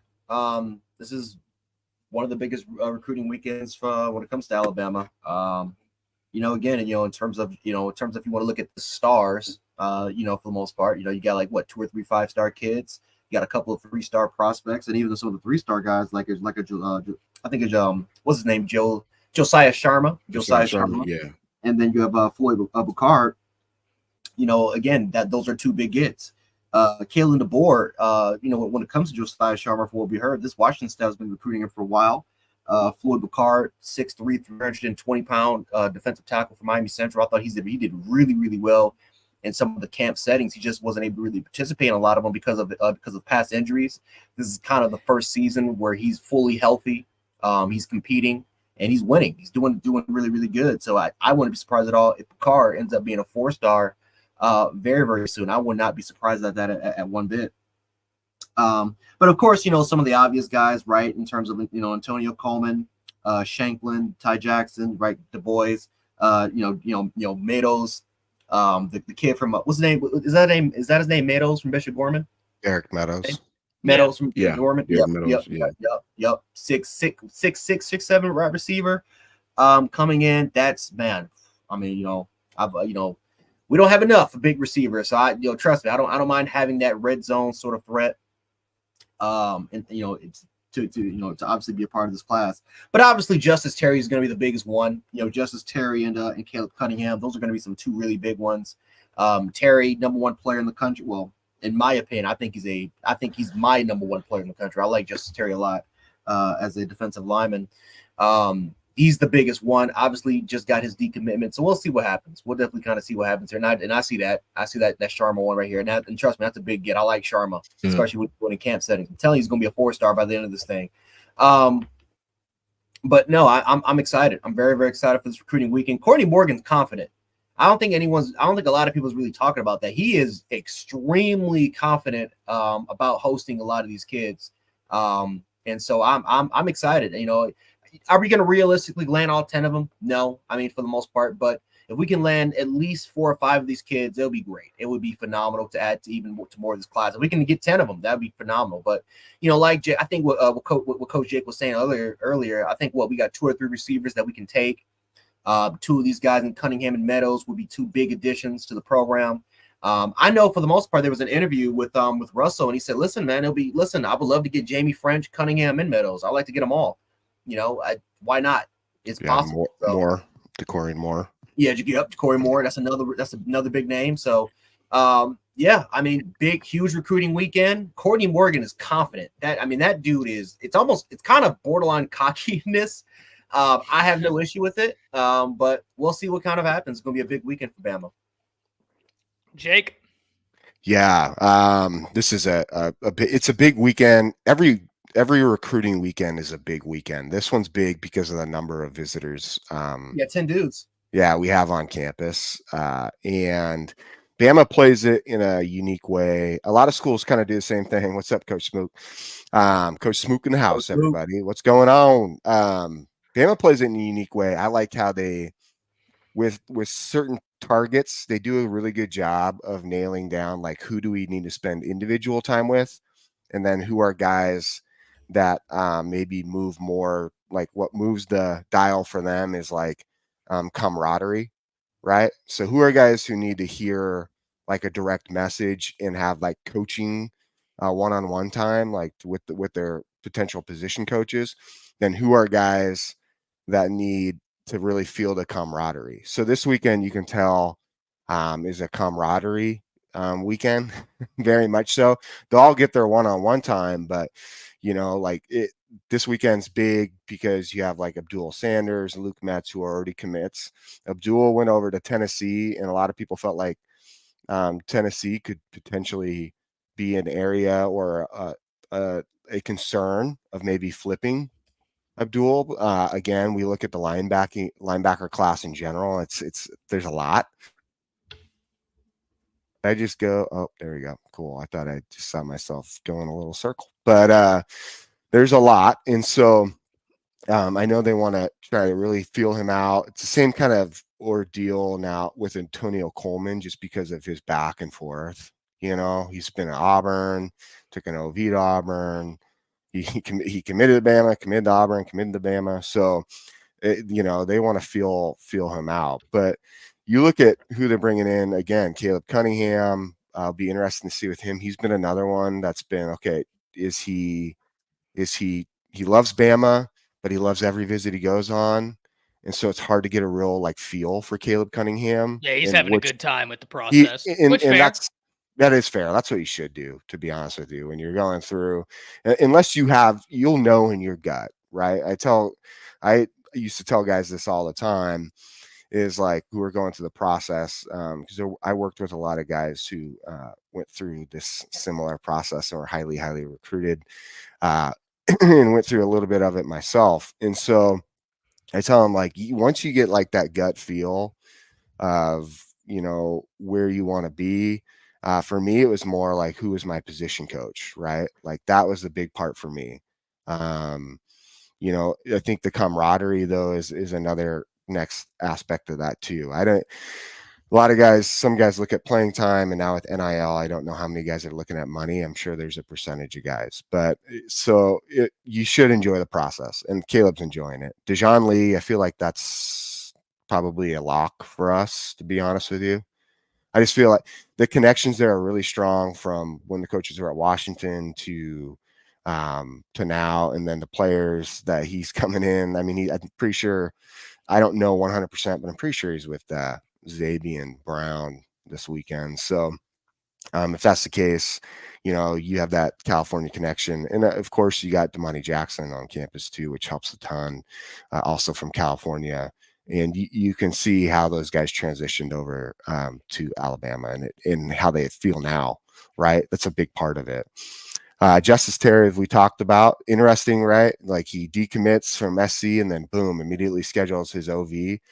I read something where at one point with Terry, we were said to be like number 2 on his list. So, and that was, I think, when he was a Georgia commit.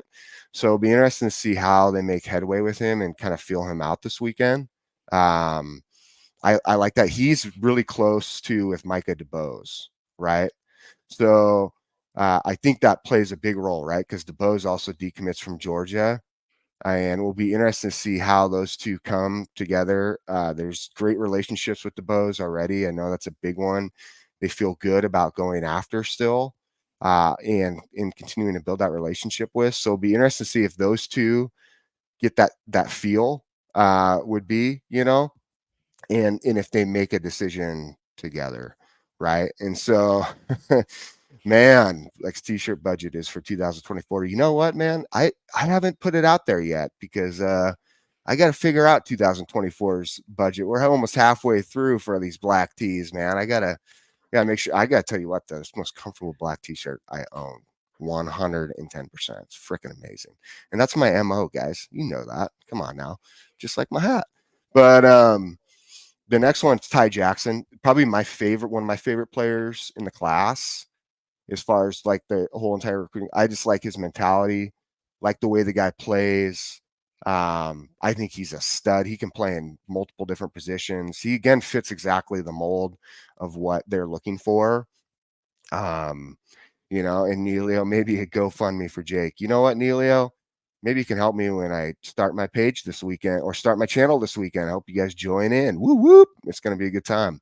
Help me there. Coach Sean's over there laughing, man. I love it when I get Coach Sean to crack a little laugh in the background. But man, like Ty Jackson, I really want to see what headway they make with Ty Jackson from a linebacker standpoint. Like, I think he would be an awesome pickup to add to this class. You have to look at the linebackers too when you're recruiting them. Like, you take away the wolf position, right? Our rush edge. And you look just at our core with our Sting and our Mike. Those two, you want to recruit them like together simultaneously in pairs because of the way this defense will rotate through. It'll be interesting to see how much we do it this year just because of the strength we have and how with Campbell and oh my goodness. Yeah, who's the other one? Lawson, thank you. God, can't believe I forgot that. With Campbell and Lawson, I don't know how much they take them necessarily off the field, right? Just because they are so good, but they still will need that breather. And we have the depth there from the second two guys to get that. So, but they do. You'll see them recruit. That's why they're recruiting it so heavily, because they like to rotate that in packages. If you look back and watch the film on Washington, the way they went about their defense, there's a lot of rotation. So a lot of guys are going to see the field to stay, to just stay more fresh and play faster. You look at Derek Meadows. You're right. You know, Jay, you said this 6'6", probably 205, 210. I think from a big wide receiver standpoint, and obviously the rankings look at that too, he's probably the best in the class. I mean, he is a absolute stud. He's route running, his speed for how big he is. I mean, he's a great player. They feel really good about Derek Meadows, and I think that he's one they really are going after. As you guys have brought up Josiah Sharma, again, adding to this D line is even though it's the position we have the most depth on the roster, it is also the position, though, that you want to continue to add depth on, and due to the fact that you will, again, see different packages and rotations at that D line to keep everybody fresh. That D line is an anchor in this defense. It's going to be needed to make sure that we're continuing to push guys through. And, you know, I got to tell you, like, they're doing a great job of identifying, like, yeah, okay, Landon Simmons, whatever anyone wants to say about 3-star, don't believe that at all. Like, the guy from his smarts are amazing, right? He's one of the smartest players probably in this recruiting class. And then overall, his physical ability is insane. He is your prototypical nose tackle, your one technique, who really blows it up. Two guys are gonna have to take him on. That frees up your 3 technique to get into the backfield fast, and that's where we see potentially somebody like that thrives, whether it's Justice Terry at a 3 technique or we see him at a bandit, right? If we were to get him. Damian Shanklin, another one, just a stud from a standpoint. Coach Jay, you covered it. And then Floyd Boucard, right? And so I will say, though, we have a couple of guys on here from a standpoint of 2026 who are on campus, which is exciting. I'm gonna talk about that, Jimmy. I actually have a really interesting insight on Greg McElroy's interview with DeBoer yesterday. So I wanted to bring that up when we get done talking recruiting. But yeah, Faison Brandon, who they're really big on, number 1 QB 26, the number 1 edge, Zion Lee in 26, safety, 4-star safety, Xavier. I don't know if it said Larice. I think it's Larice. And then you have a 3-star O lineman, Parker Pritchett, who I think will shoot up the rankings as well. So it's a full weekend, and those guys are here on like just visiting on their unofficial. So you got a lot of guys here, a lot, and we're really, I as you can see from the coaches putting out what they've put out on Twitter, what they're putting out on their accounts, a lot of them, I don't think it's just Courtney Morgan, right? C Money, right? I don't think it's just C Money or Big C Money. I don't think it's just him. I think it's all the coaches feel very good about this weekend. The back room or back office recruiting staff and personnel. You see Jarrett McElwain putting out some really fun tweets as well. Aaron Hodges putting out some good stuff. Tony Jones, all those guys in the back office, they're just doing a really, really good job as far as getting in, making sure these guys experience something different than just on an unofficial visit, that they really get to see the program and see how they fit in this program. And what's more important to you? Is it your individual gains, or do you want to win championships? You know what I mean? Like, legacies are created in championships. That's where legacy lives on. Legends live forever there. And I'll tell you, man, I think these guys feel that. They feel that energy. And DeBoer and the staff they are killing it. So fun weekend, man. Fun weekend. Yeah, it's going to be a lot of interesting prospects there. Dejoun Lee, you know what it's me being greedy. Do you know what I really wish would happen, guys? I wish Russell would pop up, right? Pop up on a visit. Just and listen, he's in the class, but just to be like, oh, Caleb Cunningham's here, Meadows is here. Yep. If he pops up out of nowhere, and listen, I don't think he will, because he's already had a busy enough week. You know what I mean? Like, he's in Dallas, had to go to Elite 11. That's a lot. That's a lot of traveling. But man, would I be pumped up. And listen, one of the things that I think someone talked about earlier was that players can be great recruiters as well. Mm-hmm. Ryan Williams is well on the way to having to have a statue built outside the stadium, the way that guy is recruiting. Every weekend you see, so when Offord was there, who was with him the whole time? Ryan Williams. Whenever Lockett was there, he was talking about, Ryan Williams was with him the entire time. Lockett's going to be a super interesting one because Texas has been in a great position for him. And listen, while I love DeBoer's scheme, I love what Bama's doing. If you're a wide receiver, you also know that you can't necessarily go wrong with a Steve Sarkisian offense, right? And they have more continuity in terms of that relationship. So for me, it was even big just getting Lockett on campus. Coach Sean, what'd you think about that, right? Because Lockett was there this week. I'm of the mindset that looked like it was a Texas win. Just getting him on campus was a huge flex for Bama. What I can tell you is it's a lot of recruits right now who are interested in Alabama. Like, it's a lot of kids that I know just from some of my friends who still coach high school ball. It's a lot of kids that's interested in Alabama right now. And Lockett is interested in Alabama right now. Sure, the Saban discount is gone, right?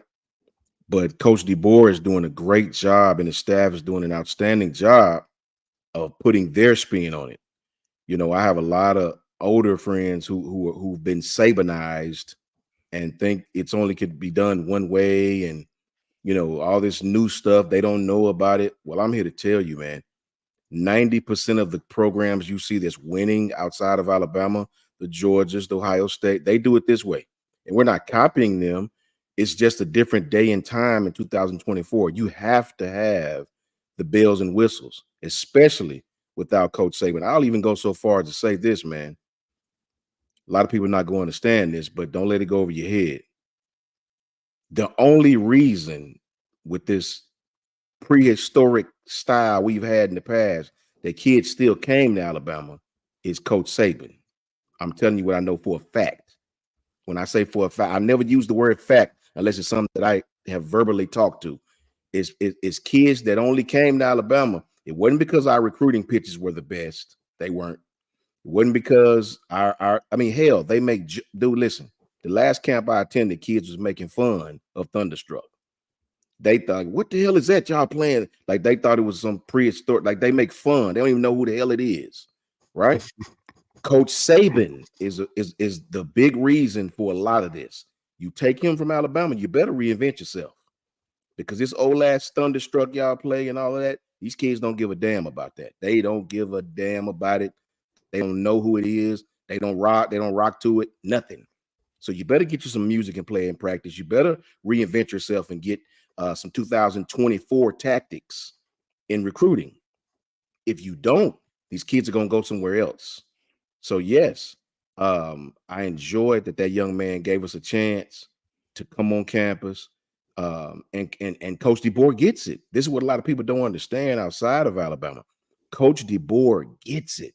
He's young enough, and his staff is young enough to connect with these kids on another level that you better be able to connect with them on. It's a reason. If you think that the reason why all these kids are committing to Georgia is money and money only, you've completely missed the boat. You've completely missed the boat. Georgia does a lot of things that resonate with these younger kids. They do a lot of things that make kids be like, yeah, I want to play there. These kids don't want to go out and watch their coach play golf. They don't give a damn about golf. Trust me. Coach Smoot can tell you the same thing I'm telling y'all. They don't give a damn about no golf. They don't care about this old prehistoric stuff that worked in 1992. They don't care about that. They want their name in lights. Why do you think Alabama spent $1.6 million on a tunnel that leads from where they get off the bus at to the locker room, and it's a light show as you walk through the tunnel? Kids want that. Yeah. They want to see their face in lights. They want the graphics. Alabama has never had a recruiting personnel department, right? It was just coaches, compliance. Well, they have a recruiting personnel department now headed by Courtney Morgan. And they get it in 2024. If you either change your style and do good, or your ass gonna get left behind, right? Coach Saban is gone. You don't get that discount anymore. So to see this young kid on campus with Coach DeBoer tells you they're doing something great at Alabama. And the haters are taking notice because they see they're pissed. Their jaws are biting down on their teeth right now because they thought when Coach Saban left, everything was going to fall apart. Well, I'm here to let you know our team right now, as far as right now, is ranked higher than we've ever been with Coach Saban there. Now, I'm not comparing it to the GOAT, but what I'm saying is Alabama's doing things now, and they're just picking the rope back up and picking up where they left off. There is no fall off right now, and people are taking note. Yeah, I want to hit this right here. Ben G says, good riddance. By the way, so Bama is about to recruit better than Saban now. Got it. Nobody said that, Ben G. Like, No, you'd have I to didn't say be that. purposefully trying to miss the point to get that out of what he just said. Yes. It's what You got to be it's purposeful. what Benji does. let me help Benji. Let me help Benji find their tongue. What I said is this, Benji. Oh, no, he's trolling. He's trolling. He is. He's Yeah, I trolling. understand. I'm just Yeah, trolling yeah, them back. I'm just trolling them back, right? What I said is a lot of people out there that don't know a football from a soccer ball thought that when Coach Saban left, Alabama was going to fall off the cliff. I'm here to tell you they hadn't. Simple. Well, so this point. Oh, good, Benji. Yeah. No, and Benji, the only reason we said, because you'd be surprised, or maybe you wouldn't be, at how many people will be in here streaming just talking about like what's actually happening, and the things people come in here and say, and they're like, oh, so y'all are saying that DeBoer is going to be better than Saban, and we're like, no, we're just saying that like this staff understands the landscape of college football right now and Right. understands like, you know, what they need to do to be successful. And they're like, oh, no, Benji, you don't have any apologies, man. That's on me. My apologies, my man. You don't have any apologies at all. Trolling is perfectly fine. Yes. Like talking crap the way we do. This show is meant to be like, as we're all out to dinner, talking crap to each other. Like that's all well and good. But you do have to understand, as Bama fans, like we're kind of on the back foot because we've had so many people coming in here being like, oh, so you're saying that there's this, that, and the other. And we're like, no, we're just like saying how it is. Boomer, you had a really good question about like potential cracks in Alabama year one. And I'll tell you right now, the cracks in Alabama year one is a secondary that is either very young and you just lost a lot of talent. You just lost Nick Saban.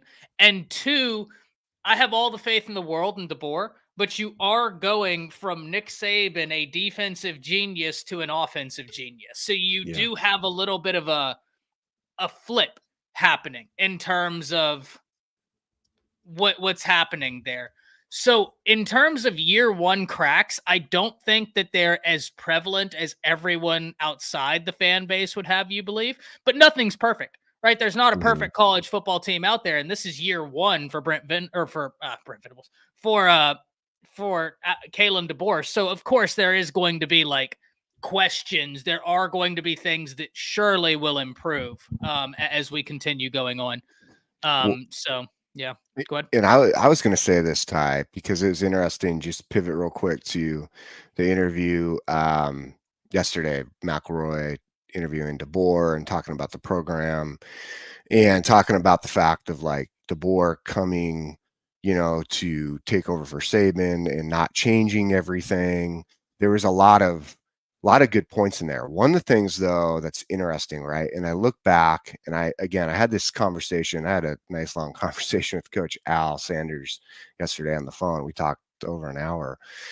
And one of the things that was brought up was talking about like how impactful back in the day Bear Bryant was. And the program at that point needed a reset, right? Bear had this hard core mentality, but he also, as everyone tells you, has this unique side where he really connects with people, and the person that he's with, he really does a good job at that point that you feel like, you're important to him. Okay. Now we jump next to Gene Stallings, right? And Gene Stallings has a softer approach, right? Gene Stallings is calm, cool for the most part. Not this hardcore mindset. Yes, he did things, but Gene comes from a different background. I mean, you look at like the way Gene coaches. I mean, Gene has a son with disabilities, right? And he understands maybe more of the patience aspect, right? Which leads to success after Bear Bryant. Okay. Interesting how those two contrast each other, right? And so now after Stallings leaves, though, now you start to see this, not saying these other coaches weren't good, but just it wasn't at the same level of the success that they were consistently seeing under Bryant and what they got under Stallings. So the next part, though, is the program then gets to a point where, again, you see a drop off. And you see this with a lot of major programs. They go through these lulls, right?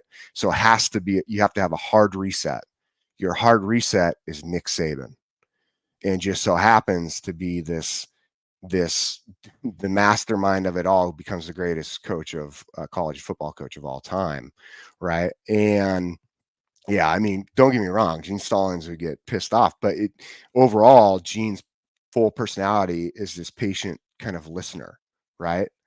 He has a very different personality than you would compare Bear Bryant to. You know what I'm saying? As I see Byron saying that Gene would eat the refs out. You mean like cuss the refs out? Cuss the refs out. But I'll tell you, man, like he has a different approach to it, right? And so it's interesting when you look at these great coaches, and then you get to Kalen DeBoer, right? Who has come from similar backgrounds, right, and had similar success. Same, maybe not as like Bear Bryant started at a little higher level, but Saban, you see where he starts at, right? He starts back with Don James, right? And it's in with, I guess, Kalen DeBoer. You look at who he starts on there with the legend over at Sioux Falls. And forgive me, I forget his name, but he was a legendary coach at Sioux Falls.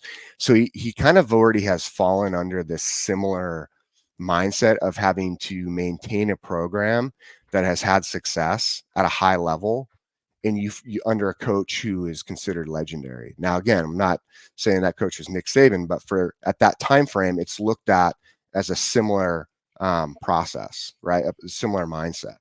So he has to already fall under these pressures as a new coach. And then he does the same thing as he goes program to program, even at Fresno State, Like, even though they weren't as dominant and all these things, Jeff Tedford's a good coach. Okay. So, and I forgot the other coach who's pretty famous over at Fresno State, who did a really good job. You still got to fall under that. And then you come to Washington, within 2 years, you do what they did. So here's what I say with this is, with Kalen DeBoer, what he brings to the table, and I really analyze this because I think everyone only sees from the outside. We don't see him in practice. We don't see when he does get pissed off or when he does get mad, right? Because I'm going to be honest with you. If you guys haven't seen it, there's a clip. Twinisha is Jane Roberts' mom, Twinisha Roberts, right? And she posted a clip of Kalen DeBoer at practice. And I think the post is on 3/21 of 2024. But if you watch the clip, you can see where Kalen DeBoer actually gets mad for once. You can see what his face looks like. You can see how, like, he can flip a switch. He's not like freaking out, but man, you can see where his face is like not happy, right, with something. And then boom, he transitions back to his calm demeanor, right? You know, this Kalen DeBoer has a style of coaching that is special right now, and players are picking up on it with the staff that he's bringing in. And the reason I say that is he has a demeanor and a patience like Gene Stallings. Okay. And the reason is he brings up the story in McElroy's show of when he really like realizes who Bama is. And it's when he's coming up playing, right? And it's in the 90s. And the first time he sees Bama, right, is under Gene Stallings. And that right there ends up being a significant point in his timeline mentally of coaching. So he sees Gene Stallings in this coaching style, but then he learns and he takes these lessons over the years from watching Nick Saban. And on top of that, right, you go back and you look at the things like even Bear Bryant did with his mentality of winning. Okay. Like the guy had to win. Kalen DeBoer is the same way. So what's crazy about this is you can sit there and look at his style and the way he goes about these things, and you can pinpoint facts of all these great coaches. He's done a really good job of taking knowledge, right, and making it of other people, experiences of other people, and making it almost his own to build his mindset, build his ability to coach, and build all these aspects that I think you're going to see Kalen DeBoer create something, well, build on something, right, that's already great at Alabama, do even more than what people are expecting. And it's amazing to sit there and watch when you look at his career and you really break down who he is as a person. You got to remember, this guy can relate. He's raised by a single mom. How many kids today have been raised by a single mom? A lot. Think about that for a second, because that is another aspect to connection with these kids, to understand where some of them come from background wise. And I think that is what we're seeing with what he implemented in the people that he brought in with him to have success, right? And to connect with these players and to create this, not create, again, build on what already is strong at Alabama and what already was created under all the way back from Frank Thomas to Bear Bryant, Gene Stallings, Nick Saban, right, to now. I'm telling everybody right now, it's going to be amazing. It's going to be fun to watch, but he's special. Ask anybody. He's that type of guy. You know what I mean? Like, he really is. And it's fun to see the different aspects of coaching. And I brought up other coaches too, who have a different approach to it, or different like demeanor, but have similar aspects in why they have the success. Because you might all come from something different, but it all narrows down to the same things for success. Right.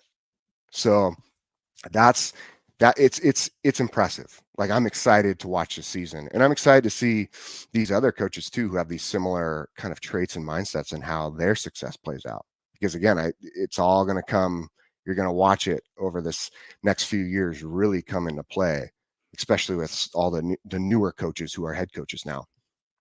100%. Now, I wanted to hit this right here before we get out of here. We will do conference champions on Monday. We talked about that a few weeks ago, but as the season gets closer, as you know, all these things kind of settle, it's important for us to continue on that conversation. Kim asks, why is Bama the only team that is immune to wholesale coaching change? Oh, coaching really doesn't matter, but how many 5-stars you have?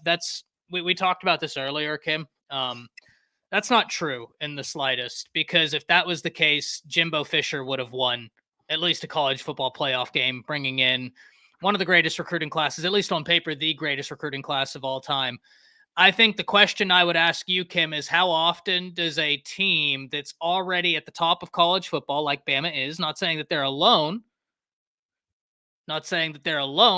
but they are at the top of college football, then hire a coach that just coached in a national championship game?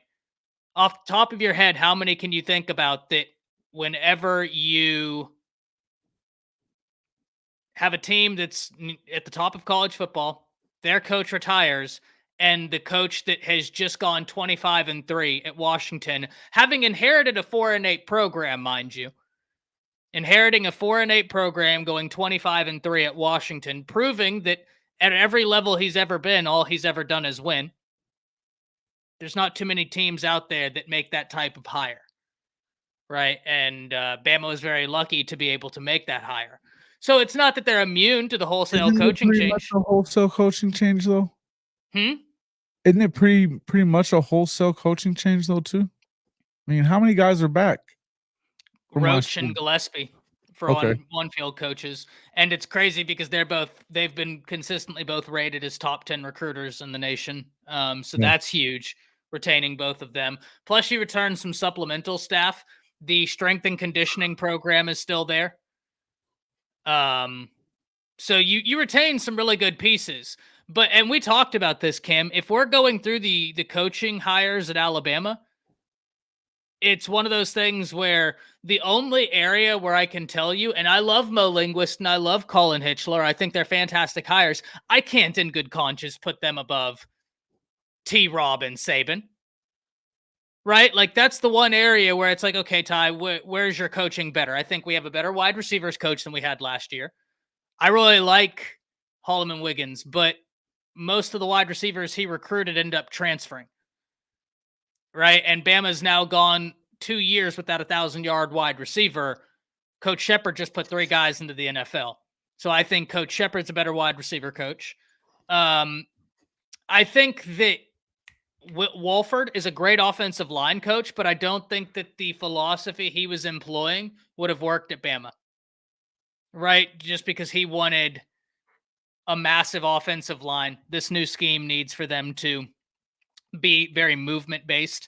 So I think Cap is better for that. I think Cap is a better offensive line coach for what DeBoer wants to get done. Offensive coordinator, I think it's obviously better. Defensive coordinator is interesting. I think there's a conversation to be had. I think that defensive coordinator under Womack will be more complimentary of the offense than was Steele. I wasn't the biggest fan of the Steele hire. I loved his experience, but I also think that, like, there are better defensive coordinators out there. When you look at Womack, what he last did when he was a defensive coordinator, they had the number 2 defense in the nation in fumble recoveries, the number 1 defense in the nation in interceptions, one of the best defenses in the nation in red zone defense, and he was statistically the most improved defense from the year before he got there to the year after. So if they drop a couple early games, will the fan base lose their minds? I don't know what, like, I guess, Kim, my question is how are you getting that from what I'm saying, right? Like, we're not saying that Bama's going to go undefeated, but you just asked how are they immune to coaching changes? And I love you, Kim, but answer the question I posed, right?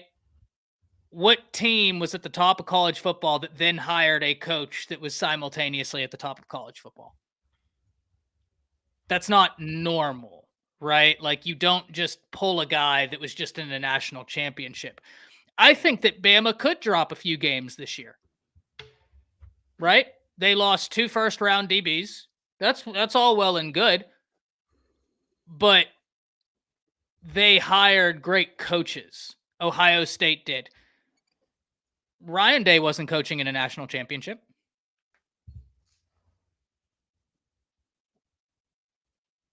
Nope. Ryan Day wasn't coaching in a national championship. He's yet to coach in one. Well, no, he did. Oh no, he did. He's twice he has actually, hasn't he? But they does. But Clemson, most of the time Clemson owned them. In 2020. Now, guys, can you think of a coach that, like Bama, where they were at the top of college football, the coach retired, and then they hired a guy that just got done coaching in a national championship? I think so, Kim, because I think everybody understands that, like, it's his first year in the SEC, right? Like, I will give him time. I'm not expecting undefeated, but there's going to be people that don't. But just like there was people that wanted to fire Brent Venables after they lost to K-State in the first year.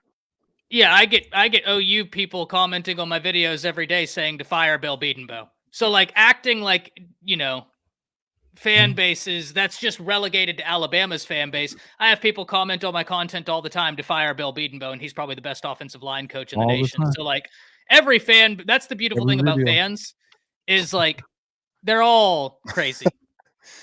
I mean, that's that makes the sport fun, I guess, too. But I mean, I tell you, I think you're spot on, man. Like I don't know if there is another program that went back to back like that, right?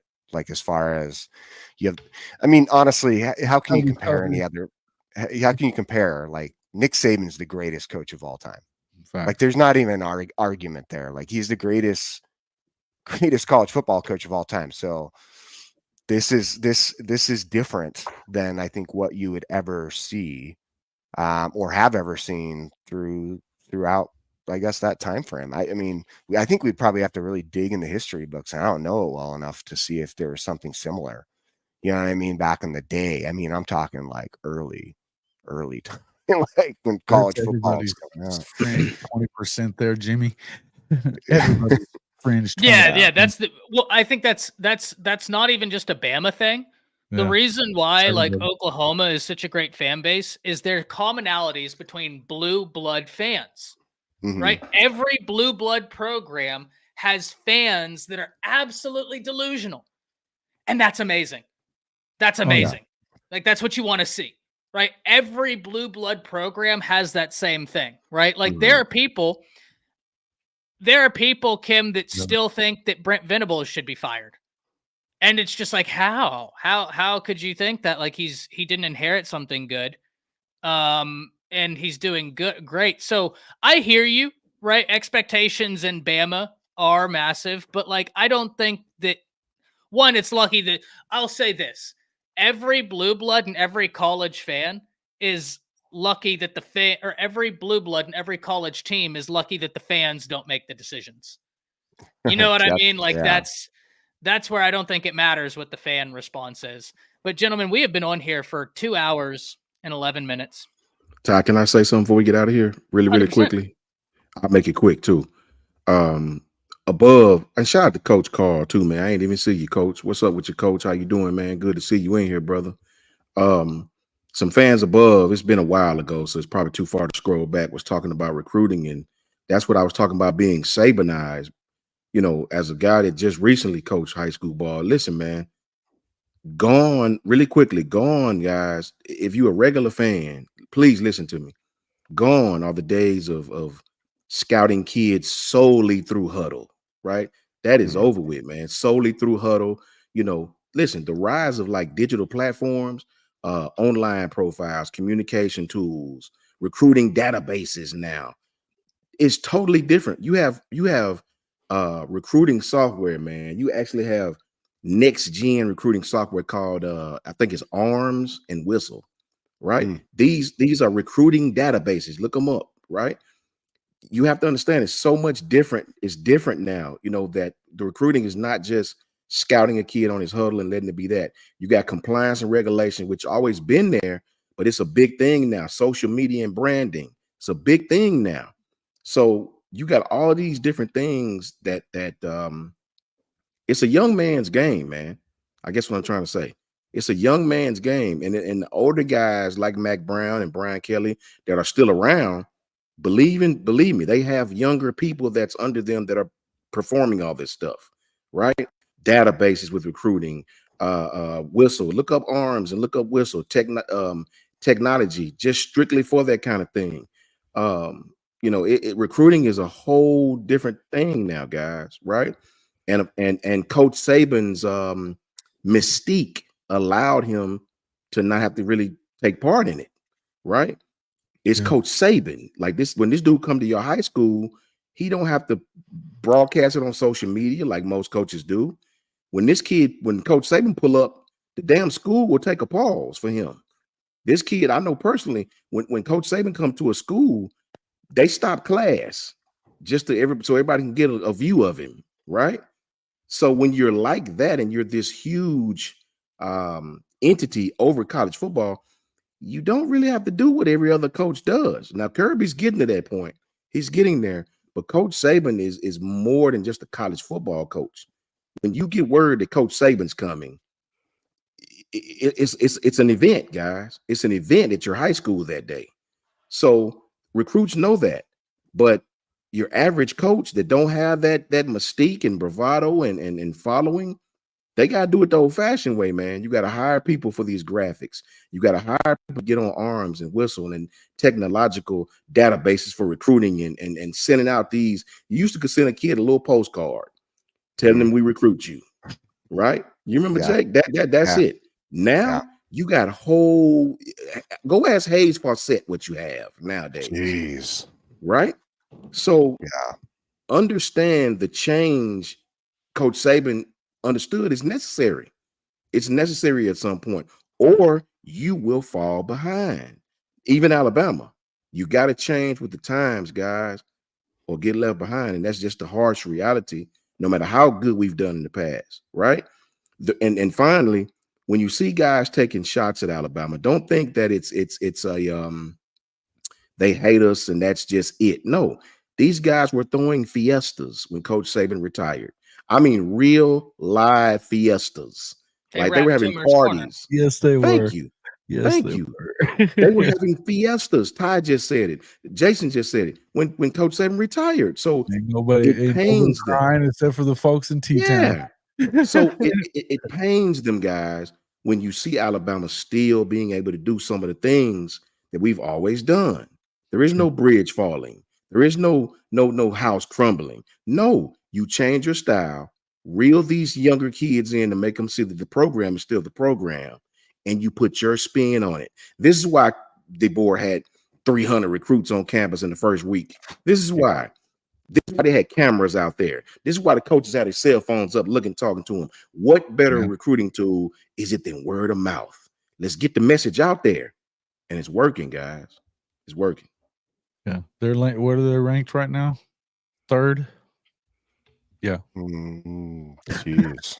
Depends. That was the big question. Is he going to be able to recruit in the South? And I had that question. I don't know this guy to recruit. I know personally to recruit in the South is not like recruiting out West. I know this personally from having done it, right? The South aspect of recruiting is different. Coach Carl will tell you, recruiting here, you go to the kid's house, the whole damn family over there. The uncle, both cousins, both nieces, the nephews, the kids, the neighbor, everybody's there. It's a family thing here. And I have my questions. Is this guy going to be able to relate to the Southern thing? Go to some of these small towns in the South. It's totally different. The mayor there, the dude who cut the grass is there. You know, it's just a different vibe. And what he did is he did what Nipsey Hussle said. Nipsey said, I'm not the smartest guy in my crew.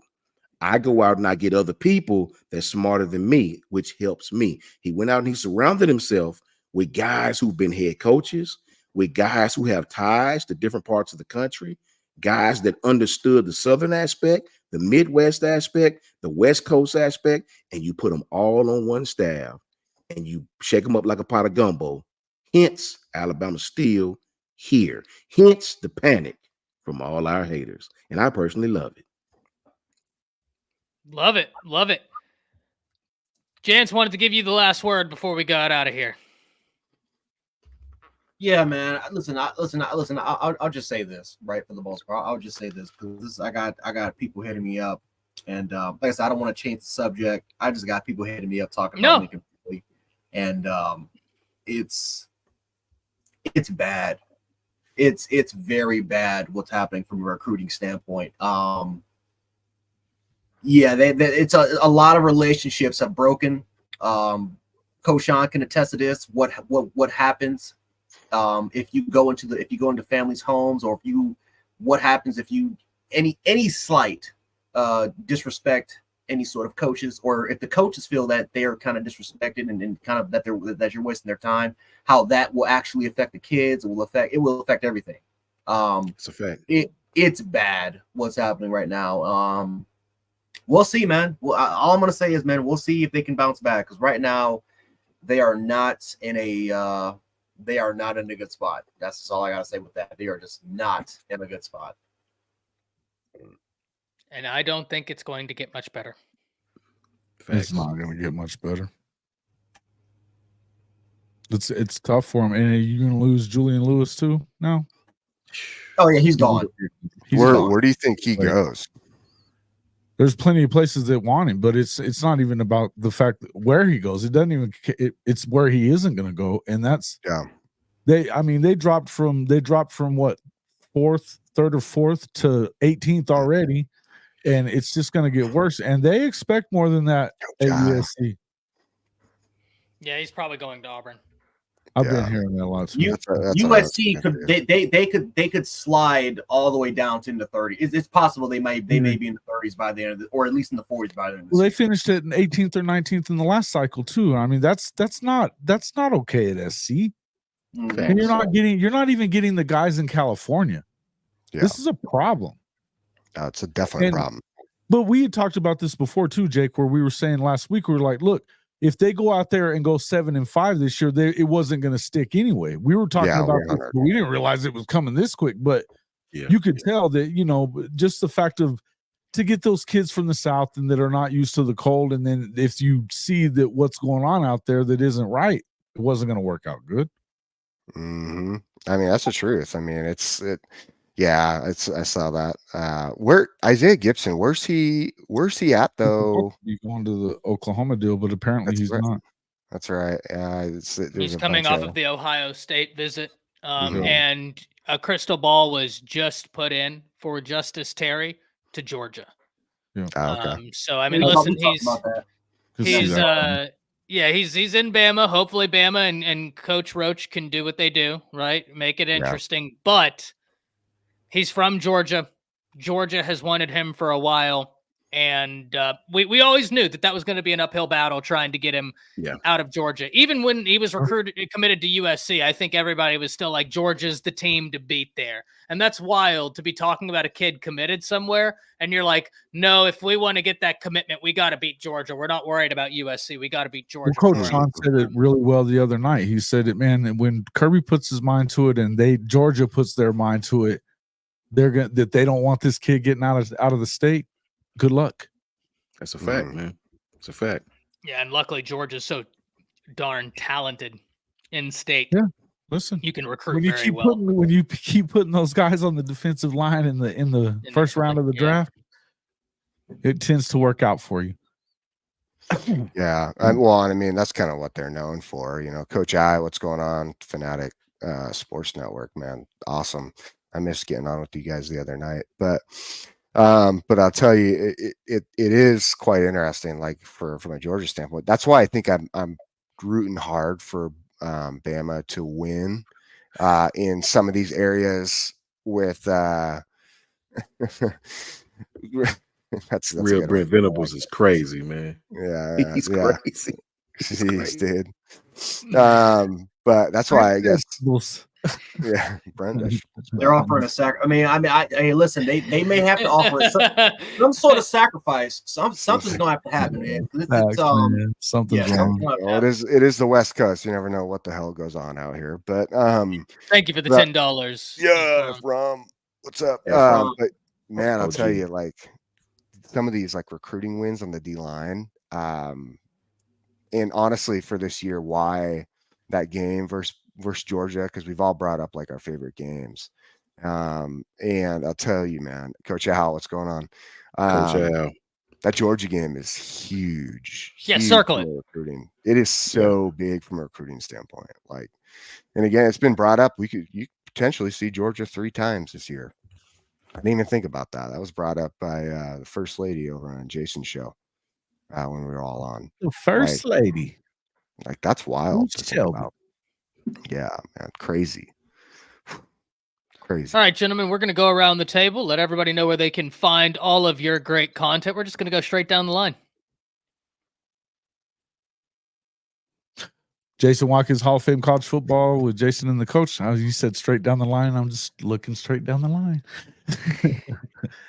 You guys check us out, man. We're putting out content over and over. We're gonna be hey, everybody should be over there checking out everything that we do on the season 3 of Saturday Night Snap Count starts tomorrow night on Fanatic Sports Network. We'll also be carrying it on our channel as well, but got to make sure you get over there and check that out. It's gonna be great stuff, man. Chance. Jan Sports on YouTube. If you want to see me rant, if you just want to see live reactions, if you want to see team previews, if you want to see objective, an objective standpoint in terms of previewing a team and talking about a team instead of just getting factually information wrong, then you can check out Jan Sports on YouTube and check out every single one of these guys on here, because we do give objective standpoint. We do our homework. We do our research instead of just going on and ranting for clicks and engagements. But no, yeah, guys, Jan Sports on YouTube, Jant716 on Twitter or Twitter on X. If you want to hit me up, if you want me to, come to your channel, talk sports, or if you simply just want to have a simple discourse or conversation, hit me up, Jant716 on Twitter and on X. Besides that, though, you will normally see me on here with Ty Mondays and Fridays or whatever, sometimes, or whatever, or any of these gentlemen, whether it's Coach Sean, Coach Jason, Jake, doesn't matter. For most part, I'll most likely be on their channels as well. So yeah, Jant716 on Twitter on X, and Jant Sports on YouTube. Yes. Awesome. You can find me on each one of these guys' channels. We'll pop on different ones. Always open to collab. Hopefully I can jump in with Fanatic Sports Network here soon. Let me know about tomorrow. I'm always in. And then I get to start my channel this weekend. Sorry, I'm not going to give you guys the name, because if I do, I don't want someone to steal it. It's a good name. What did you guys think? It was good? These guys know. These guys know. That's great. So it's going to be fun. And make sure you get it. It's happening this weekend, people. I wanted to wait for the big recruiting weekend. Good news also that just popped up is Micah DeBoer just got crystal balled by Steve Hastings and by Andrew Bone to Alabama. Ooh, That's love going that. to be one hell of an offensive line. I will tell you that. that, especially if we can lock in another tackle. Brent Venables just used the most disrespectful comment, man, I have ever seen. Can you highlight that last one right there? That's foul. That is the most foul comment I've ever seen, man. Now my camera's broken. That's the reason why I'm not showing my stuff. My camera's foul. But that's foul, man. Landon Donovan needs to cut it off. Listen, if I ever try to look like Landon Donovan, I will be bald. You will never. I'm not afraid to be bald. I used to have bald fades until I was 15. I'm not afraid of going bald. You will never see me rocking a Landon Donovan haircut, or, well, no, I'm not gonna use that person, but you will never see me using a Landon Donovan haircut ever. That was ungodly. All right. Yeah. Coach, did you see it? Yes, I Jake, did. did you see it? Mm-hmm. That was foul. That Wow. hair. Whoever let him on TV. Whoa. He was tripping for He real. tripping. He won't cut it off. He will not Tripping. cut it off. I don't know why. He will not cut it off. He wants to Damn. rock it. I don't know why. Just cut it off, man. It's like Whatever. LeBron. It's like LeBron and Kevin Durant. It's like Kevin Durant won't brush his hair.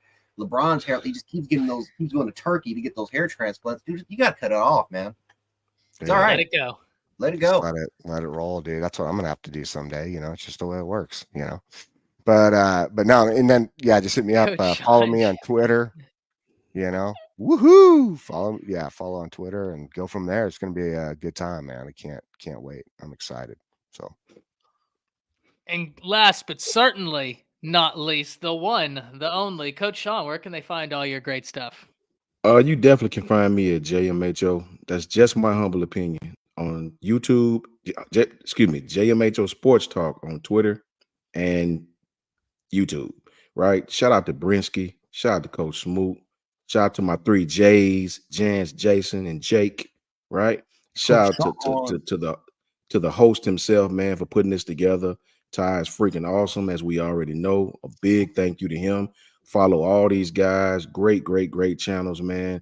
If you really want to hear the great rant, something that you're going to watch over and over and over, make sure you tune in to Coach J. It ain't just Bama football. It's the Bills. It's USC. Just go in his chat and bring up USC. It's freaking awesome. It's classic. I'm telling you. Trust me. You need to go clip what you did the other night from the Tuesday night show. Coach J Muir getting his stuff going, man. Everybody tap in with him. Jason, world-class platform, man. And Ty, the ringleader of it all, man. Follow this guy anywhere. Tap in with these guys. Brinsky, Sharpshooter Sport Podcast, Coach Smoot and the AAA family. Tap in with our whole network. These guys are freaking awesome. And if you get a chance, after you tap in with all these guys, tap in with little old Coach Sean at JMHO Sports Talk on Twitter and YouTube. And I appreciate you guys as always. And what a way to end the show, as we have the one and only Hayes Fawcett coming in here, dropping a comment saying, check him out. Keelon Russell stock keeps rising. 29-1 as a starter in the toughest division in Texas, and now Elite 11 MVP. Thank you very much, Hayes. Say it again, Hayes. There's more news that just dropped. Hey, big win for Auburn. Big win for Auburn. And it's crazy because right as Hayes is in here dropping us a great line, he's also breaking news. That's why we love Hayes. Like, this guy is the recruiting GOAT, man. No doubt about it. If y'all aren't following Hayes Fawcett, I don't know, right? Like what you're doing. I have 4 or 5 Twitter accounts where I have all of their notifications where that alerts my phone. Hayes is one of them. And Hayes just broke, as he always does, with a clean graphic, too. I don't know if y'all have seen that graphic. That's clean with 3 tigers on it. And this hurts me. This hurts me to do this one because this kid's good. Yeah. Breaking. 4-star running back Alvin Henderson breaking per Hayes Fawcett. Let's get that understood. Yep. Has flipped his commitment from Penn State to Auburn. He tells On3 Sports, the 5'10", 200-pound running back from Elba, Alabama has been committed to the Nittany Lions since April. I'm staying home. Auburn family, thank you for the support and dedication. Can't wait to make this state happy. War Eagle. That hurts because that kid is good. Good. Yeah. Real good. Very good. Seen this kid at a couple of camps. Yeah, this kid is very good. Shout out to Coach Al, too, man. Coach Al, if you ever want some good insight, shout out to Coach Al. Love Coach Al to death. Shout out to Coach Carl Taylor, too, as well. Yeah, Coach Carl. I feel the same way, Coach Carl. I feel the same way, Coach Carl. But how awesome is that, guys, that right as we're getting out of here, Hayes comes in, drops that nugget about Russell, and after he does that, boom, breaks news on the college football front. That's one of the things that makes this show so awesome. Is not me, but the guys on the panel and all of you in the chat. You guys are amazing. You guys make this show what it is. We will see you on Monday evening. I played that kid. He's scary. Yes, Coach. And that's down Coach Carl's way. Yep, that's down his way. All the recruits go to him, says, hey, here's one, Hayes. Noah Carter's mom giving you some love, too. And that's 100% true. 100% true. Listen, he created an entire wave in recruiting. Right? He changed the way recruiting happens. Yep. That's the facts. Pretty amazing. Shout out to Ebony. Shout out to Noah, for sure. Yeah. I was just thinking about Noah the other day. You know what I'm saying? Like, I seen him in that video.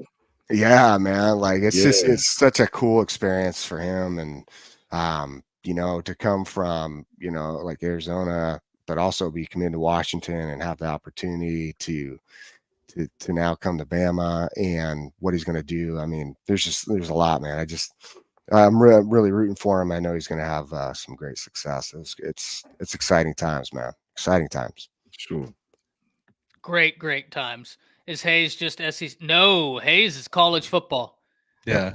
If there's anything happening in college football, Hayes knows about it, right? Mhm. Like I put him they all up wanted there. to put out one of his awesome edits, man. His edits are freaking dope. Yeah, they sick, man. I don't think that I think that between Hayes and Wiltfong, right? Like they contain so much recruiting knowledge. It's just everybody trying to catch up, right? Like everybody out here is trying to catch up, and they're just leading the pack, man. It's really cool, and it's so cool, Hayes. You said thanks for the kind words. Thank you for being in here, man. And you granted us your time. I'll say this, man. Hayes has been is personally responsible for so many people, man, unsubscribing for certain recruiting sites in order to get their information, man. Because Hayes is on it. Like I'm telling you, man, people hundreds, if not thousands, of people, man, have literally unsubscribed to these recruiting networks and these That's why they had to hire him. That's why they hired him. Yes, well, they got him. Listen, Hayes about to start his own stuff. He's about to start his own network. Tell you, he should. He should. Seriously, man. Seriously. That was one of the biggest hires that anybody has made here in the last few years. There's no doubt about that, right? Like On3 did a shout out to them for having the foresight to be like, hey, this guy created the wave and we could then hire him so that we have that to our advantage. That's brilliant. That's absolutely Disney wasn't going to do it. We all know how stupid Disney has gotten when it comes to their ESPN and recruiting metrics, and Todd Loomis, everybody. Todd is he's like the last person to know now when it comes to just getting some recruiting sources and information, man. So I don't know. It is what it is. Yeah. And hey, and when we're done here, make sure you tune in to Coach Smook. I think he's going live now. So Coach he's Smook probably about to go live right now. So y'all hop over there, give him love, give him support. We will be back Monday, 5:30 Central Standard Time. Hayes, whenever the dead period hits, man, would love to have you back on the show. Would love to have you back on the show. That was great getting to talk to you the other day. So just let me know, man. We'll coordinate on something. Thank you as always for coming in here. Everybody in chat, you guys make the show what it is. Yeah, man, we'll coordinate something for sure. Talk some recruiting. Would love that, man. Would love that. Be great. That's going to be awesome. So appreciate everybody being in here. Until next time, let me introduce you to the 6th member of the panel, the Spinning Wheel of Doom.